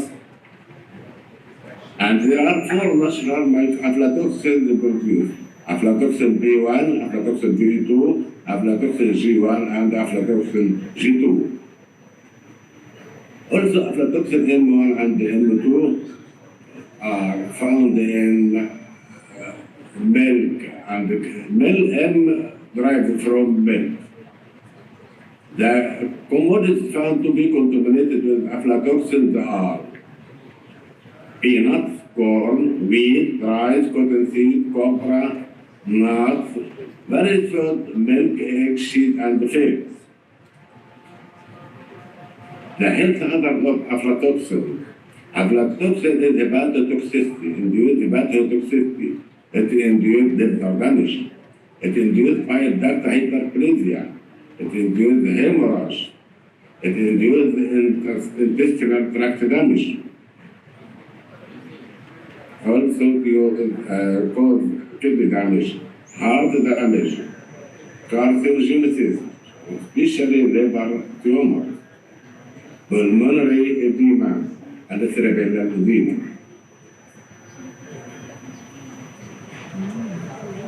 Children disease resulted from aflatoxin include Rett syndrome, causality, sudden chronic gastritis, childhood cirrhosis, underweight, and liver cancer. These are all symptoms of aflatoxin in children. The carcinogenity of aflatoxin, it is carcinogenic. According to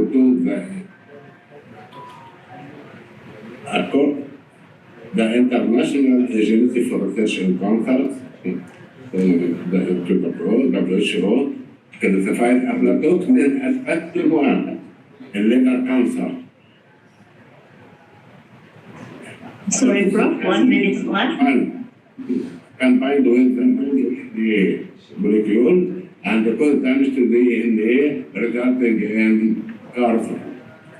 This is scheme for the binding of aflatoxin in gray with the DNA in black to cause damage to DNA and result in cancer. But in general, the time course of a same event preceding hepatocellular carcinoma resulted in aflatoxin.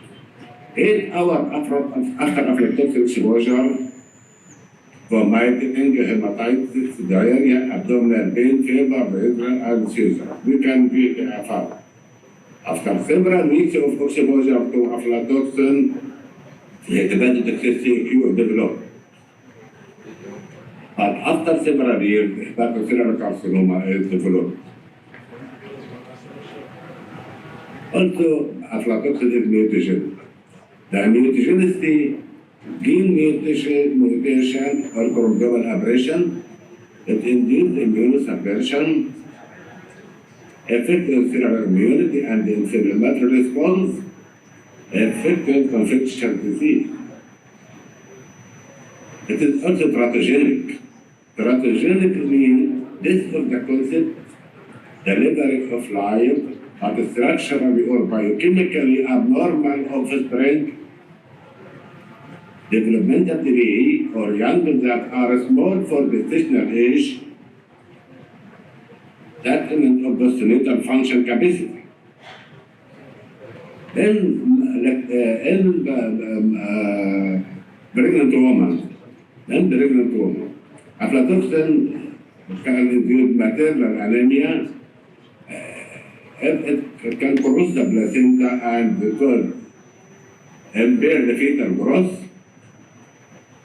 After the placenta, it reaches the fetus, resulted in abortion or dead fetuses or premature birth. Secondly, mycotoxin is a stigmatic steam. It is also produced by Aspergillus and Aspergillus flavus. Stragmas field example to the aflatoxin and is a receptor in the basis of aflatoxin. The commodity found to be contaminated with stragmassine are coffee, green coffee, moldy meat, hard cheese, and rice. The toxicity of the stragmassine includes carcinogenicity, hepatotoxin, and generally the toxicity of the stragmassine is similar to aflatoxin but in low degrees.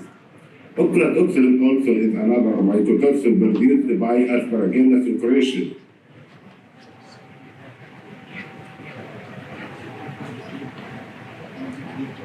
The commodity found contaminated with aflatoxin.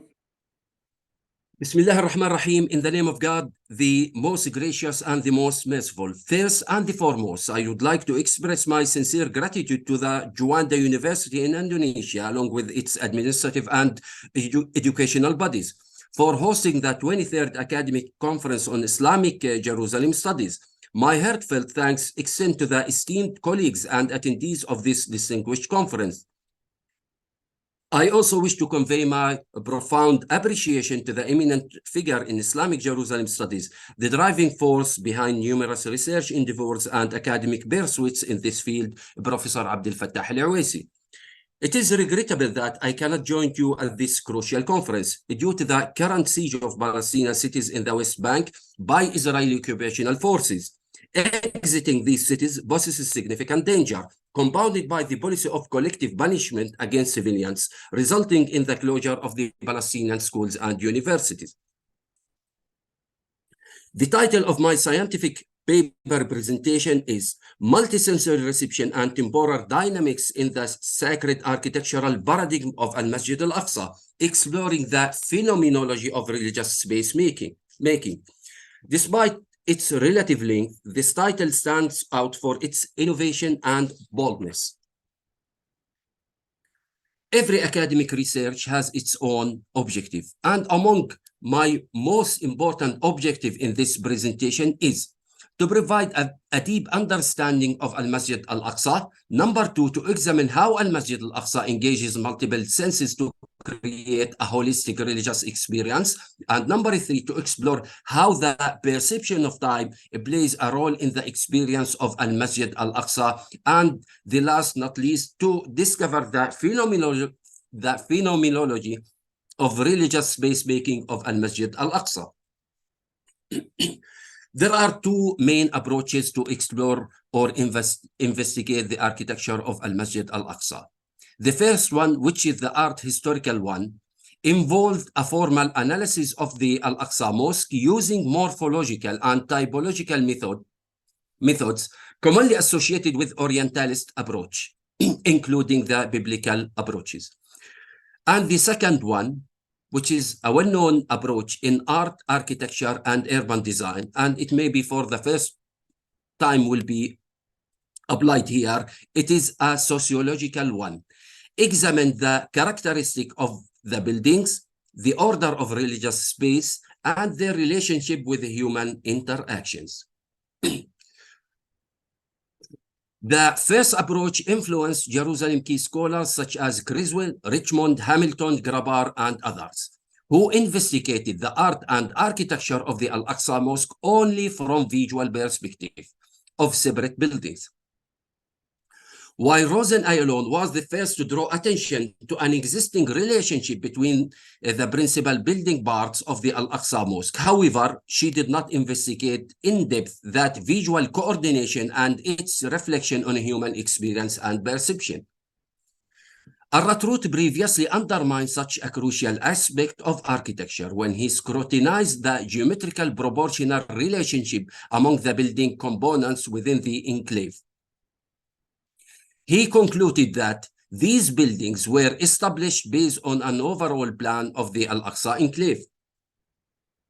But before going in depth in this issue, we need to ask a very important question. What is Al-Masjid al-Aqsa? If you ask someone this question, it may be the most straightforward answer will be that it is all of the building included in this area or included inside the walls of the Al-Aqsa Mosque, or all the building, including the monuments and spaces surrounded by Al-Aqsa walls. But at the time of the early Islamic conquest of Jerusalem, there was no building. This means that the concept of the Al-Aqsa Mosque goes beyond buildings.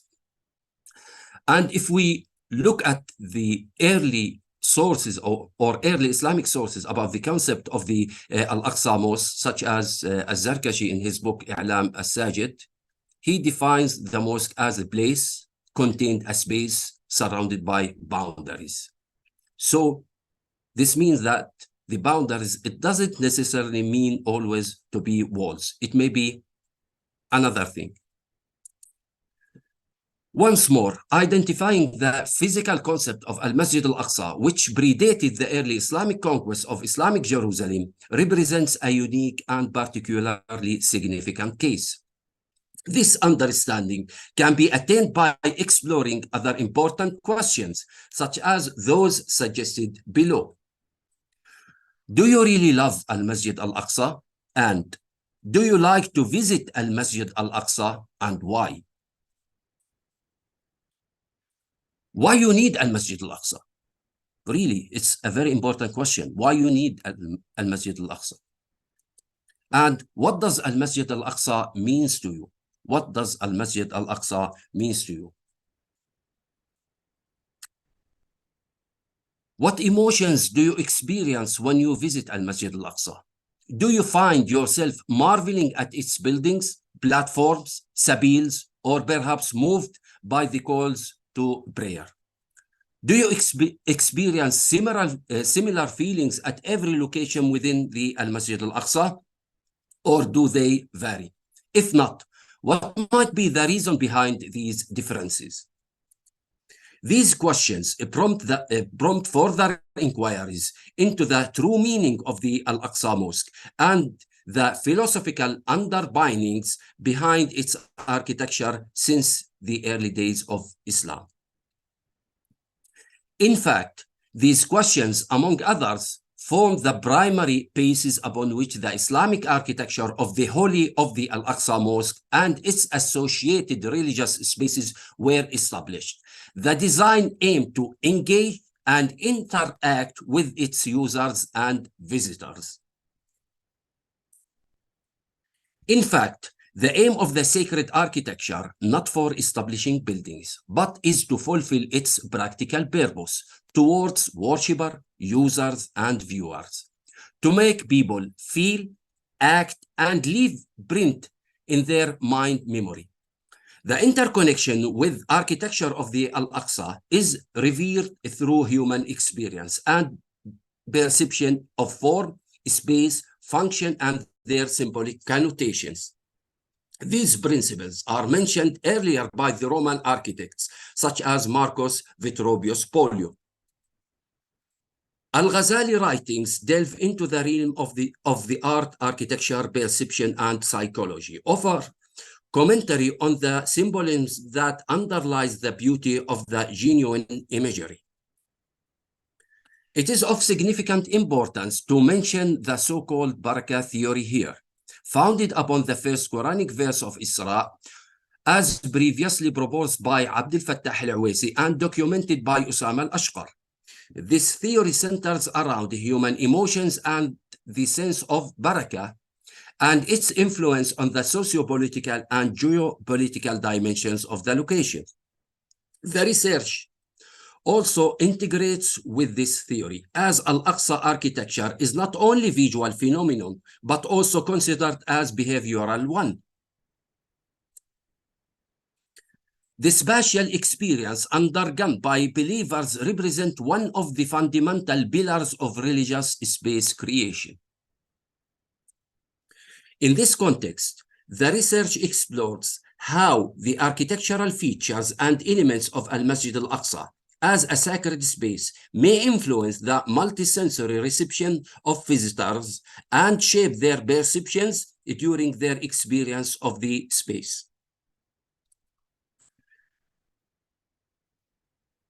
In order to understand more about Al-Aqsa Mosque, we need to define architecturally Al-Masjid Al-Aqsa. The current or the present Al-Masjid Al-Aqsa, it is a trapezoidal area, comprises various buildings, open courts, platforms, arcades, and fountains, spanning over 142 or 144,000 square meters.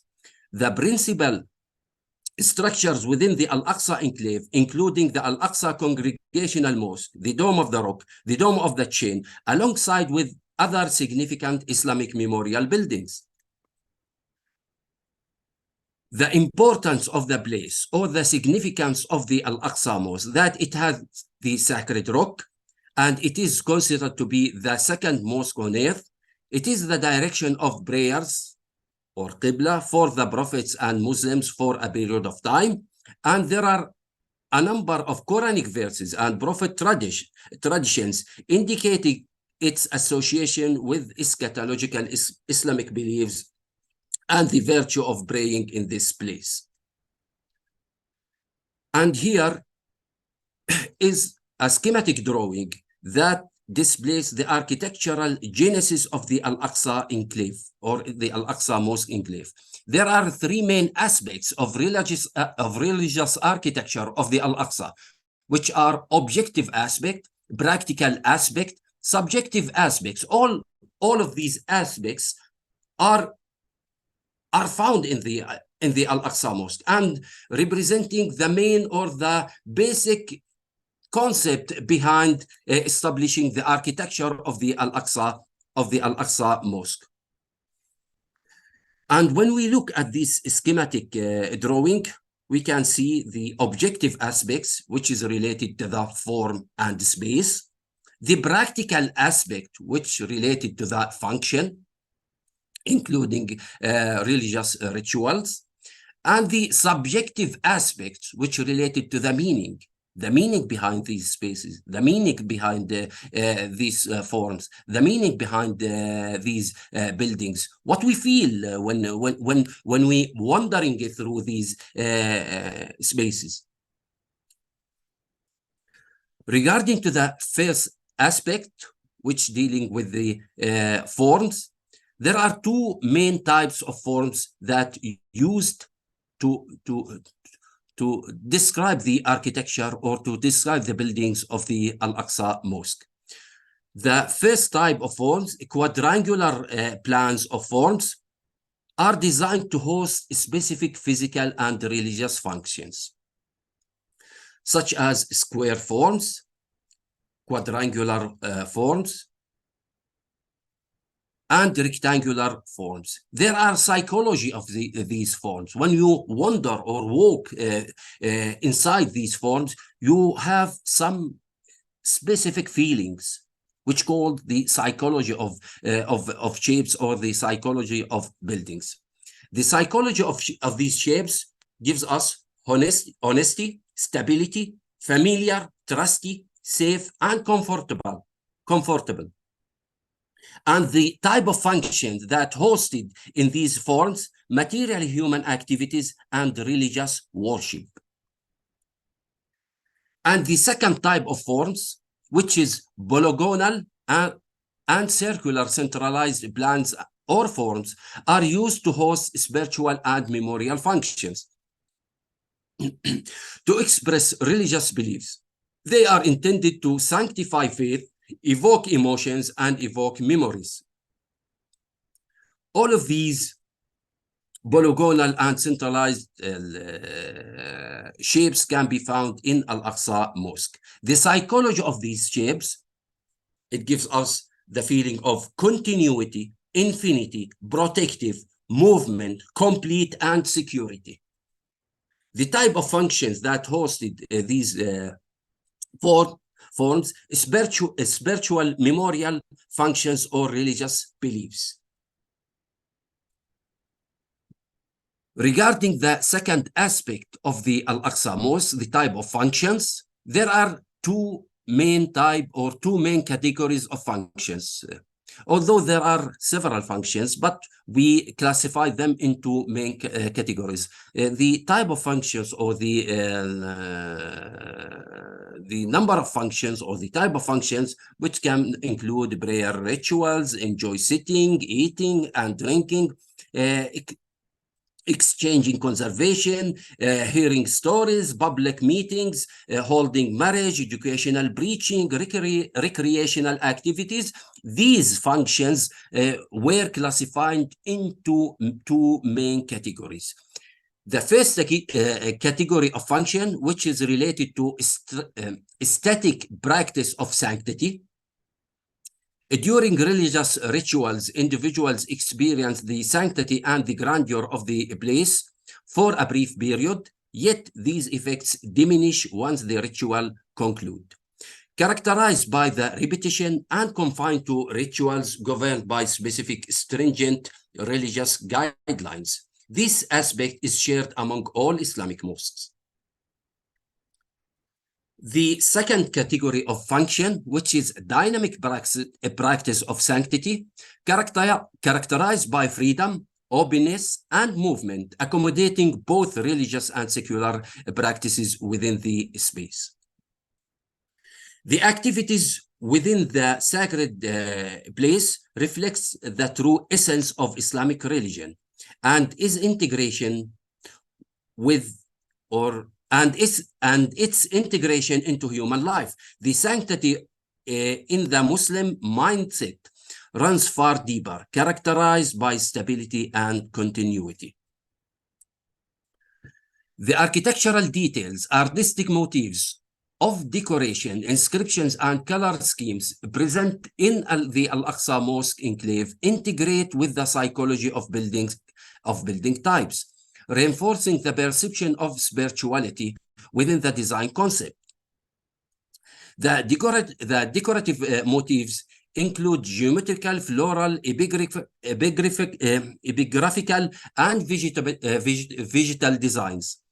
The establishment of a significant number of memorial buildings stemmed from the desire to glorify the divine power, manifest God's presence, convey his grace, forgiveness, blessing, and divine messages, all of which are recognized within Islam.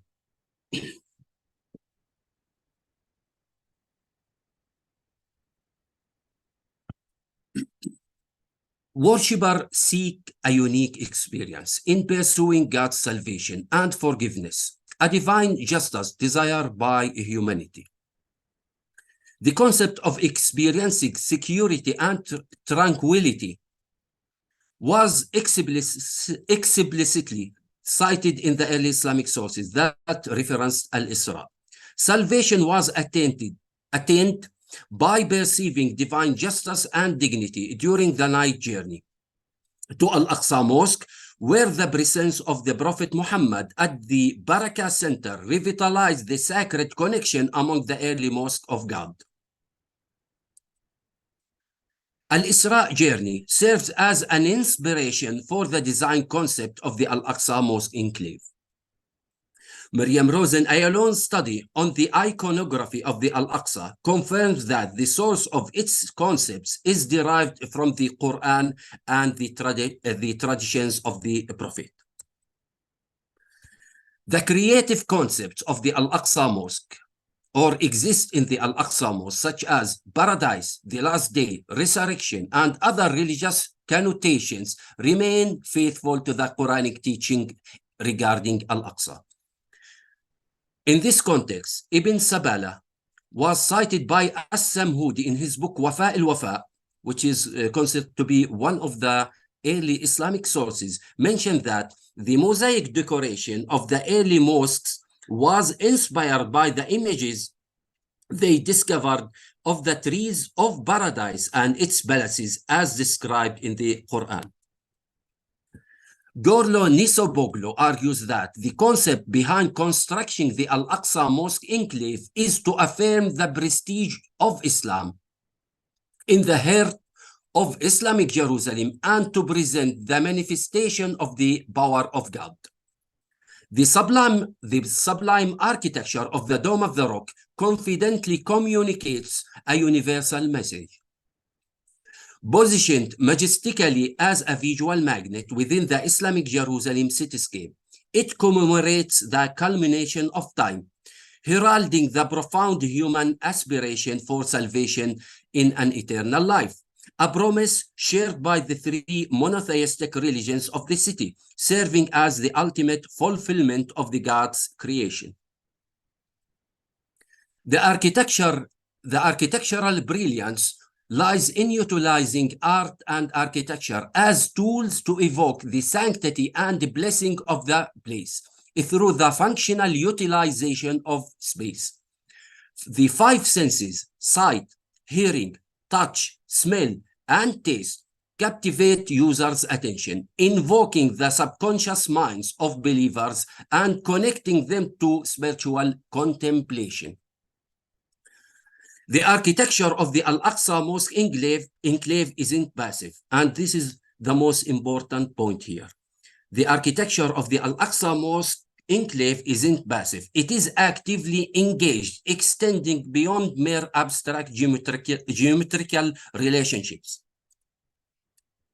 And here is a schematic drawings, shows that a human perception of the sanctity of the Al-Aqsa Mosque through all the five human senses: taste, olfaction, dominance of vision, touch, hearing, and time and motion. All of these functions can found inside the Al-Aqsa Mosque, and this gives him different or unique meaning and making it unique place. To delve deeper into the phenomenology of the Al-Aqsa Mosque and to comprehend the extent of human perception toward it, a scientific questionnaire has been devised.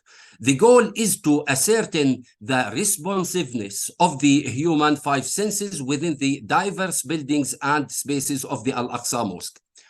This questionnaire has been distributed to over 1,000 individuals with diverse ages and backgrounds who have visited this revered site.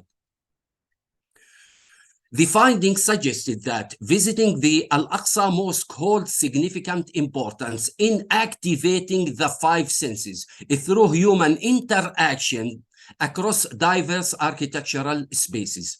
The variety of activities break the place's rigidity, fostering a sense of liberation. The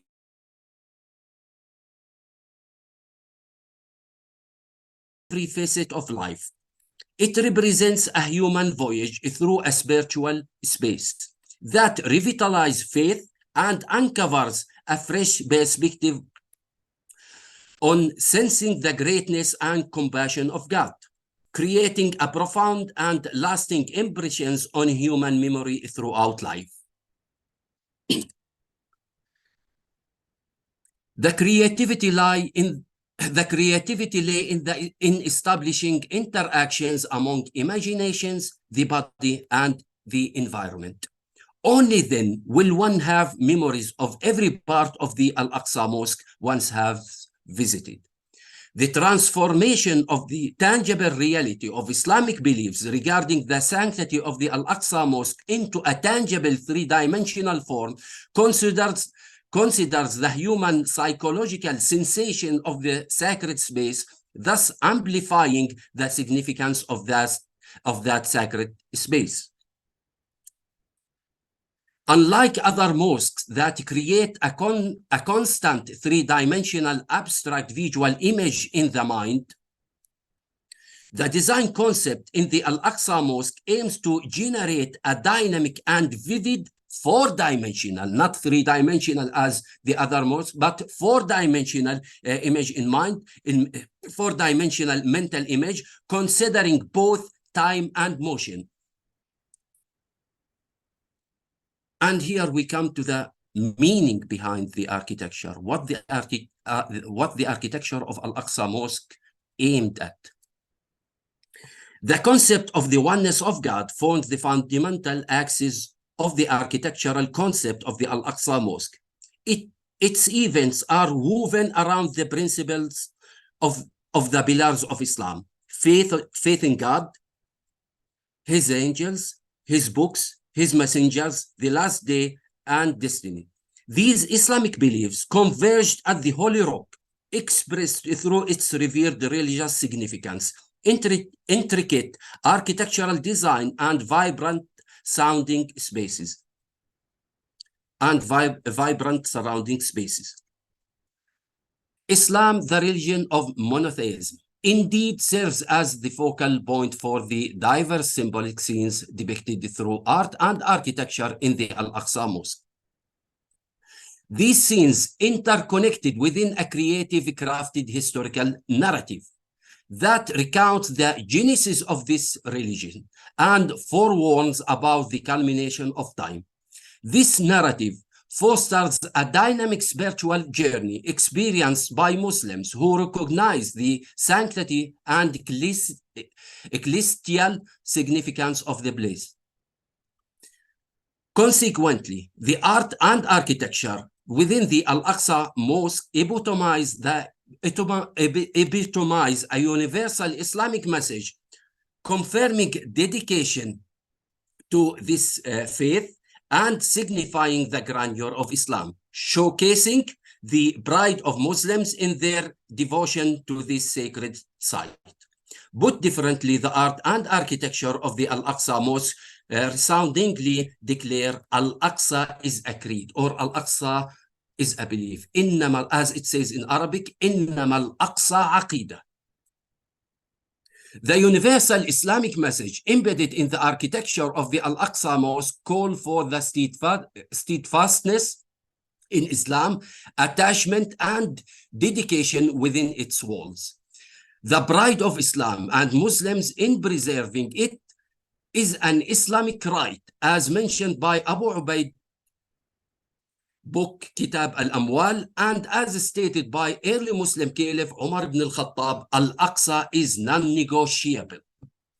This also brings to mind the saying of the Prophet Muhammad, peace upon him, a group of my followers will continue to prevail, unholding the truth and resisting their adversaries. They are in Jerusalem and its vicinity. The exceptional virtues and humanistic essence of the architectural spaces within the Al-Aqsa Mosque were the main focus of the occupiers seeking control. This essence has been tainted by the continuous incursions of Jewish extremists into the mosque, who claim that engaging with the spiritual aspects of this Islamic site, touching its spaces, and interacting with its Islamic elements are part of the Jewish Talmudic rituals. It is intriguing how history repeats itself, with scenes and chapters echoing in varied forms.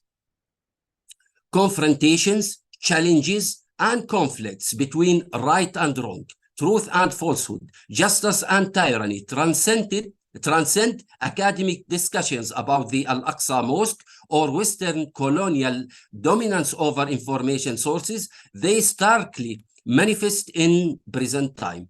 In the ongoing plight of the Al-Aqsa Mosque, enduring occupation and practices that spare neither human trees nor stones. The tyranny of humans over humans and their persecution always prompt a belief in God's mercy. For God's justice is the greater and mightier. This notion resonates across the three heavenly religions.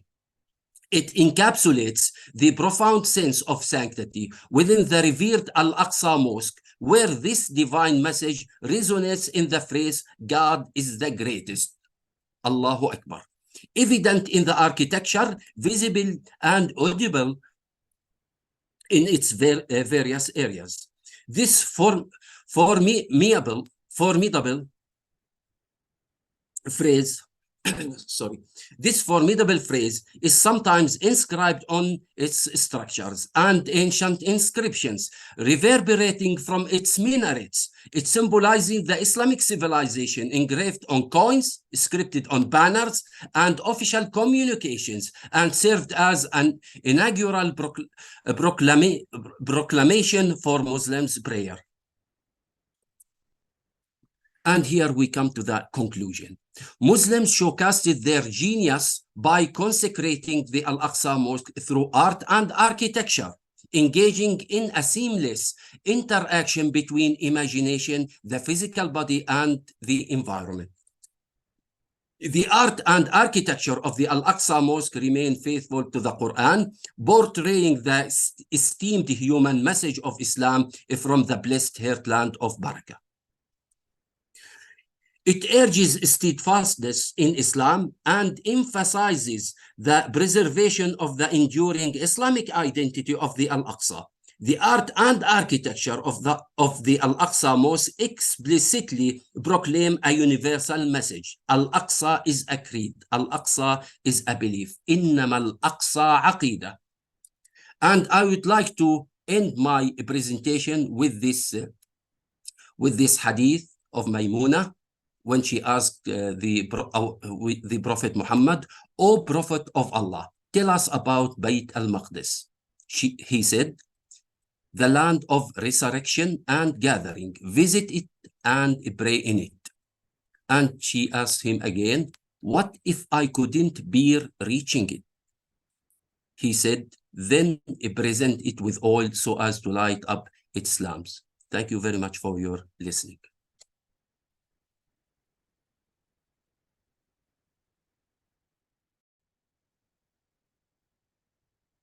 بسم الله الرحمن الرحيم الحمد لله والصلاة والسلام على رسوله وعلى آله وأصحابه أجمعين.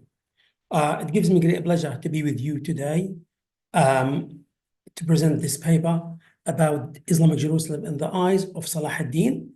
I was hoping to be with you in Indonesia to present this paper face to face, but unfortunately, you know, the rules and the regulations at Qatar University do not allow us to travel during final, during the period of final exams at the university. And therefore, I'm just recording this presentation, and I've been told that I have 20 minutes to present my, to give this presentation, and such topics needs more than 20 minutes. But what I'm trying to do is to focus on the most important issues and to try to elaborate them. And for the other less important topics, I will just go briefly over them.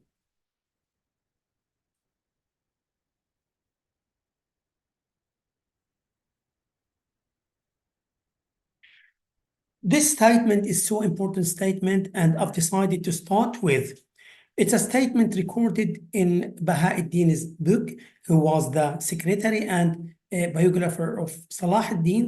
He said that Salah ad-Din told him that when Allah enabled him to gain Egypt, he realized that Allah willed Salah ad-Din to conquer the coast, or the Syrian coast. And in historical resources, when we say Syrian coast, we mean Islamic Jerusalem and other parts. And then Ibn Shaddad continued quoting Salah ad-Din by saying that Salah ad-Din justified what he said by saying that he believed that Allah put the idea in his heart and in his mind. This statement is so important, is so significant, is so essential when we deal with a topic related to Islamic Jerusalem in the eyes of Salah ad-Din. How important Islamic Jerusalem was to Salah ad-Din. How significant Islamic Jerusalem was to Salah ad-Din. I have started with this statement, and then I'll move to talk about other topics. I'll be giving a historical background about Salah ad-Din just to link things together. I will not focus too much about the historical background of Salah ad-Din, but at least this information or these information will help us to build a solid base to understand how Salah ad-Din excelled later on and succeeded in achieving his goal and his aims. We know that Salah ad-Din, Salah ad-Din is his name, his name, or the name, well, Salah, you know, I like these things to give Salah to any name, Salah ad-Din, Najm ad-Din, or whatsoever. That was the norm, the common practice at that time. But his name is Yusuf ibn Ayyub, and he was born in the year 1137 in a town in modern Iraq called Tikrit. It was called Tikrit at that time. And when he was born, the Crusaders were already occupying Islamic Jerusalem for almost 38 years. So when Salah ad-Din was born, Jerusalem was at the hands of the Crusaders for almost 38 years. Salah ad-Din's family were living in this city called Tikrit, and his father was assigned and assuming some admin and military positions. Was working under the supervision of a person called Bahruz, and Bahruz was, he belongs to the Seljuk Sultanate. So Najm ad-Din Ayyub in this case is working in the Seljuk Sultanate. But there was some sort of dispute between Najm ad-Din Ayyub and Bahruz, because Najm ad-Din Ayyub at some point helped one of the, and I don't want to call it enemies, but there was, because Ahmad ad-Din Zinki at some point was working with the Seljuks, but there was some sort of dispute between the Seljuk state or Seljuk, I don't want to say the state itself, but between some important figures in the Seljuk state and Ahmad ad-Din Zinki. Najm ad-Din Zinki gave assistance and help to Ahmad ad-Din Zinki, and that resulted in expelling the Ayyubid family, and to not only to expel them, is to ask them to leave a Tikrit in the middle of the night. That night, Salah ad-Din's mother gave birth to Salah ad-Din, and unfortunately, people at that time felt that Salah ad-Din was a bad omen. Okay, it's like when his family were forced to leave that place, and he was born. This information is so important because this man, Salah ad-Din, who everyone thought that his coming to this life is a sign of omen, or it's a bad omen, he became later on the liberator of Islamic Jerusalem. We know that Salah ad-Din, with that kind of relation with the Zinkis, he lived in the palace of Nuruddin Zinki. Okay, in the year, like when he became 14 years old, he started learning the art of fighting. Then he participated in some of the battles against the Crusaders, not major battles, tiny battles and expeditions sent by Nuruddin Zinki, and he learned a lot of things from Nuruddin and the other, and his father Najm ad-Din and his uncle Asad ad-Din Sheri Koh. And we know at that time, Egypt was one of the targets of Nuruddin Zinki, even before him, Ahmad ad-Din Zinki, because they felt without having or uniting Egypt and Bilad al-Sham, the Crusaders will not be defeated. So, and the Crusaders were thinking also to control and to take over Egypt. So the Zinkis and the Crusaders at the same time were vying, and they were trying to take over Egypt. As I said, that would like help Nuruddin Zinki to reunite Sham and Egypt, and will help the Crusaders to maintain their presence in the East for longer period of time. Why I'm saying these things? Because Egypt at that time was ruled by the Fatimid, and the Fatimid Caliphate, which was an Ismaili Shiite Caliphate, it was, the most strongest enemy of the Zinkis at that time. Not only the Zinkis, the Zinkis and the Abbasid Caliphate, because the Mardin and then Nuruddin and then Salahuddin were part of the Abbasid Caliphate.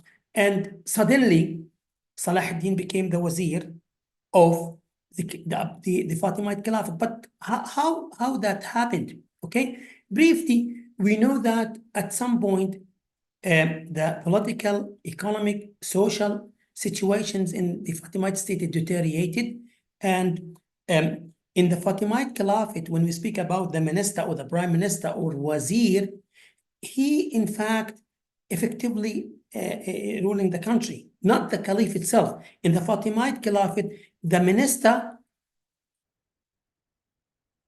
when we look at those ministers who were in the Abbasid, in the Fatimid Caliphate, they were ruling the country, but not the caliph.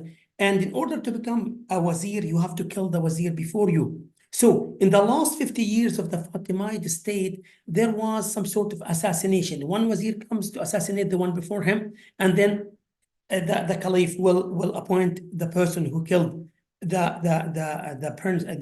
minister before him as the new wazir or minister. There was a minister called Shawar. At some point, another person called Abu al-Ashbal Dirgham, he came to Cairo, he kicked him out of Cairo, and he took his position as the wazir of the Fatimid state. This resulted that Shawar went to Syria, and he requested the help of Nuruddin Zinki, requested his help to bring him back to his position on a number of conditions, to give Nuruddin Zinki like 1/3 of the income of Egypt or whatsoever. It's a long story. I don't want to go in details, but Salahuddin and Cheriko, his uncle, went to Egypt in 3 campaigns, started from 1164, and the last campaign was 1169. In the last 11, Shawar, the traitor or the wazir, was killed under the order of Al-Adid, the Fatimid Caliph, and Cheriko, the uncle of Salahuddin, became the minister of Egypt. But unfortunately, he died. 3 months later. We don't want to speak about the reason of his death, but he died, and Salahuddin at that time was only 32 years old. When Al-Adid looked at the Zinki's army or commanders, he felt that Salahuddin is the youngest one, and he can be appointed as the wazir, and the caliph could consider him as, like a young man, less experienced. He will be following any instruction or any injunction comes from the caliph. But on the contrary, Salahuddin, within short period of time, he was able to seize power. He was able to diminish the Fatimid state, and then he became the Sultan of Egypt, or the representative of the Zinkid state in Egypt. So Nuruddin in Damascus, and Salahuddin is ruling Egypt under the authority of or representing Nuruddin Zinki. We know that Salahuddin, when he became the minister, we know that like in a very, he started his position as a minister in 1169, 1171, Al-Adid, the Fatimid Caliph, passed away. And then 3 years later, Nuruddin al-Sham passed away. Between this time, these periods, Salahuddin, there has been a turning point in Salahuddin's life. Because at this point, if you still remember the statement I mentioned at the end of this presentation, I said that Salahuddin felt that Allah subhanahu wa ta'ala wanted him to liberate Islamic Jerusalem. At that point, he started feeling the responsibility, and he started feeling that he had been chosen by Allah in particular, like him in particular, to take that task and to liberate Islamic Jerusalem. And therefore, Ibn Shaddad started talking about some sort of changes in the lifestyle of Salah ad-Din, the way he behaved, the way he administrates the state, the way he prepares for the liberation. So from that point, Salah ad-Din had, or there was a turning point in Salah ad-Din's life, and the liberation of Islamic Jerusalem became the ultimate goal of Salah ad-Din, and he has to work very hard to achieve this goal. And then he started feeling also that liberation of Islamic Jerusalem is a divine, he will be fulfilling a divine command, and he has to do it very well. He has to do it very well. He has to achieve this goal as quickly as possible to make Muslims happy, to bring the holiness back to Islamic Jerusalem, to get rid of the enemies of Muslims, talking about the Crusaders. And then he started a number of steps to achieve this goal. Okay, so once again, from that point, Salah ad-Din had felt that he had been chosen for this task, and it's and liberating Islamic Jerusalem is a fulfillment of divine command, and he has to do it as quick as possible. Okay, but he needs to do a number of things. First of all, to make Muslim army as strong as possible, to reunite Muslims. That project, which was started by Nuruddin, Imaduddin, Dinki, Mawdud at the beginning, to make Muslims as one ummah, because the Crusaders, you know, succeeded in their strategy, divide and rule. So now Salah ad-Din wanted Muslims to become one nation, one ummah, one army, to fight the Crusaders under one banner and one flag only. So to consolidate Muslim army, then he wants Muslims to be united. And the last one, he kept creating that awareness of the importance of Islamic Jerusalem. And the statement you see in front of you, it's although it was said a little bit late, but it was said before the liberating of Islamic Jerusalem, that he was trying to tell Muslims that Islamic Jerusalem is an important place for Muslims. It has been under the rule of the Crusaders for a long period of time. It's the time to liberate Islamic Jerusalem from them and to bring holiness to that place. So we have to do everything we could to bring holiness and to liberate that place. Unfortunately, Salah ad-Din, as I mentioned before, had this vision. He wanted to liberate Islamic Jerusalem, but suddenly there were a number of impediments, obstacles in Egypt itself and in Syria. Let us start with what he faced and encountered in Egypt. The minute he became wazir, there are lots of people who were not happy, especially people who were benefiting from the Fatimid rule. But when Salah ad-Din became a wazir, they started feeling that their power and their influence gradually faded.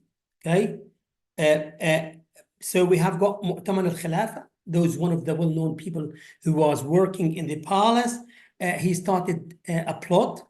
He wrote to the Crusaders, but with the help of Al-Qadi al-Bayasani, Al-Qadi al-Fadil al-Bayasani, all the plots and conspiracies that happened in Egypt were revealed and exposed by this man. You know, it's a long story about the role of this man during the time of Salah ad-Din in finding out and exposing these conspiracies and helping Salah ad-Din to overcome all these obstacles and troubles. So, Mu'taman al-Khilafa plot, had a plot he got in touch with the Crusaders, and he asked them to help him to come to Egypt to fight Salah ad-Din. Then the Sudanese armies had, they fought against Salah ad-Din in an area called Bayn al-Qasrain, between the two palaces. In Cairo, they were in a great number, but Salah ad-Din defeated them. Then we have got the Armenian soldiers who also be part of that plot. Then we've got Kanz al-Dawla, but Kanz al-Dawla, actually this conspiracy happened in the year 1147, just after the death of Nuruddin Zenki. We have got Ammar al-Yamani, also another led a plot. We've got the collaboration between the Crusaders and the Byzantines for the first time. They wanted both to fight Salah ad-Din because they felt that the problem now, if you see the second bullet point, this man who was the master of the Templars, he said at some point that the Crusaders were quite worried that one day a Muslim prince will come to reunite Muslims and to fight and defeat the Crusaders. So the minute Salah ad-Din took over the rule in Egypt, they felt, this is a big dilemma. We need to go to Dimyata, and then from Dimyata we go to Cairo to fight Salah ad-Din and to get rid of him before Salah ad-Din is being able to take the army from Syria and Egypt to go down to Jerusalem. So they decided to collaborate with each other to come to Egypt, but unfortunately Salah ad-Din was able to defeat both of them. There was lots of problems with these two armies because from the beginning they have never ever collaborated rightly. Even with this this time, when they decided to collaborate against Salah ad-Din, they haven't done it in the right way. So we've got a number of conspiracies, and these were obstacles and impediment. And of course, in Asham, when Nuruddin Zenki died, those people in Asham, they don't want Salah ad-Din because, especially some of the commanders in Halab, in Aleppo, in Al-Mosul, Ibn al-Daya in Halab, Saif ad-Din Ghazi in Al-Mosul, Ibn al-Muqaddam in Damascus, Tagtakin, he was in Halab at some point, and he was part of that, that plot. Let me say it was that, yes, let's put it that way, that plot against Salah ad-Din. And then they decided to appoint Nuruddin's son, Salih Ismail, who was 12 years old, just to cut the way on Salah ad-Din to become the Sultan of Egypt and Asham. But Salah ad-Din, but this step by those men, they put Asham in a big trouble, and the project that was started by Nuruddin Zenki will vanish if Salah ad-Din did not continue the process of uniting Muslims. So Salah ad-Din waited for 5 months, and when he realized that those commanders will put Asham in a big trouble, he decided to move towards Asham, and he started moving 5 months later, after the death of Salah ad-Din. And he tried to tell them, well, I do accept Salih Ismail as the Sultan of Asham and Misr, but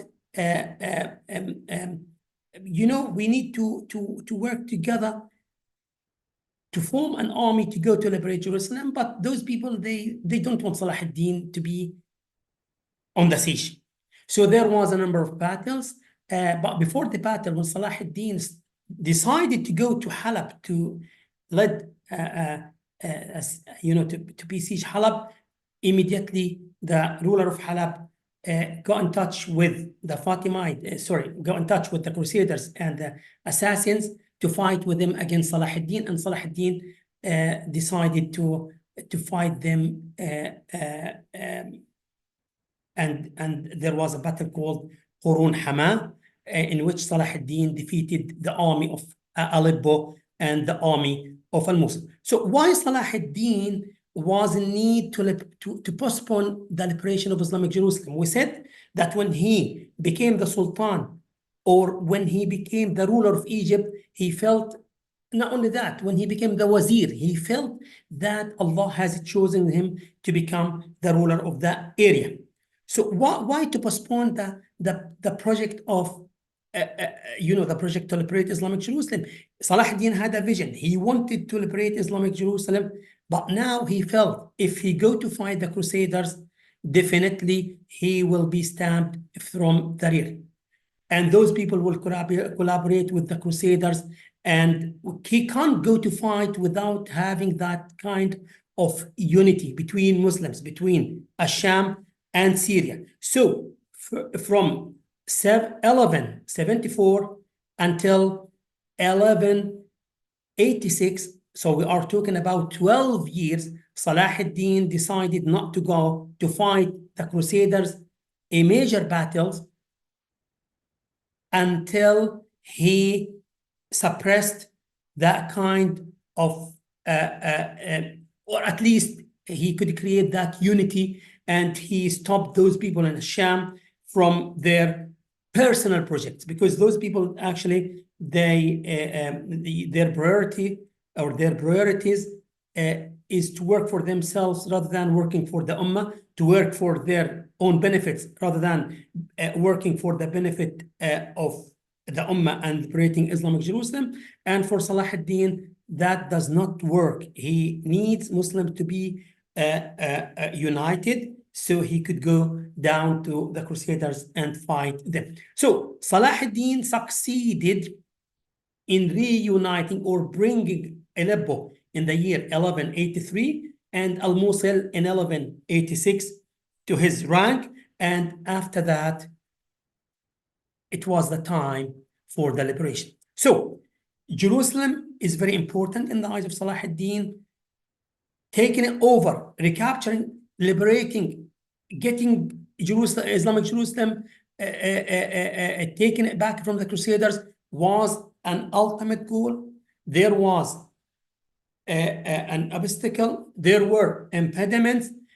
He decided to delay liberating Islamic Jerusalem for a good number of years, but the minute he made sure that now Muslims are a one ummah, he started calling Muslims together. He started calling Muslims from all over the world, talking about from North Africa, from Kurdistan, from Turkey of today, from Egypt, from Syria, from all over the world together. And he said, well, end of March of 1187 is the deadline. Let's put it that way. So we need unite together by end of March of that year.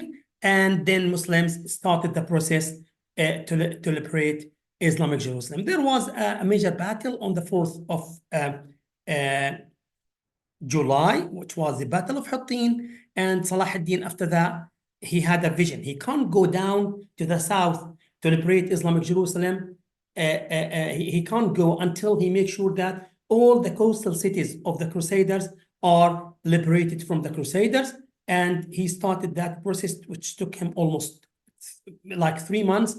Then he reached Asqalan, next to Gaza. And from Asqalan, he moved to lead the siege on Islamic Jerusalem from the 20th of September until the 2nd of October. Salah ad-Din at the beginning, and Dr. Khalid al-Awaisi actually dealt with in one of his articles about the negotiations between Salah ad-Din and the Crusaders in Islamic Jerusalem, because at the beginning, Salah ad-Din was planning to take Islamic Jerusalem peacefully. But the attitude of the Crusaders made him change his attitude, and he decided to take it by force.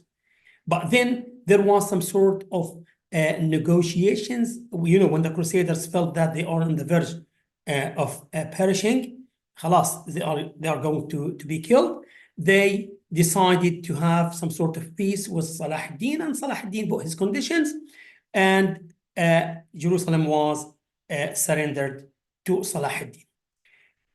But now Salah ad-Din, as I told you, looked at Islamic Jerusalem as an important place for Muslims. And at the same time, he does not want a bloodshed in Jerusalem. He wanted to get rid of the Crusaders, okay, to bring the Hollanders to that place.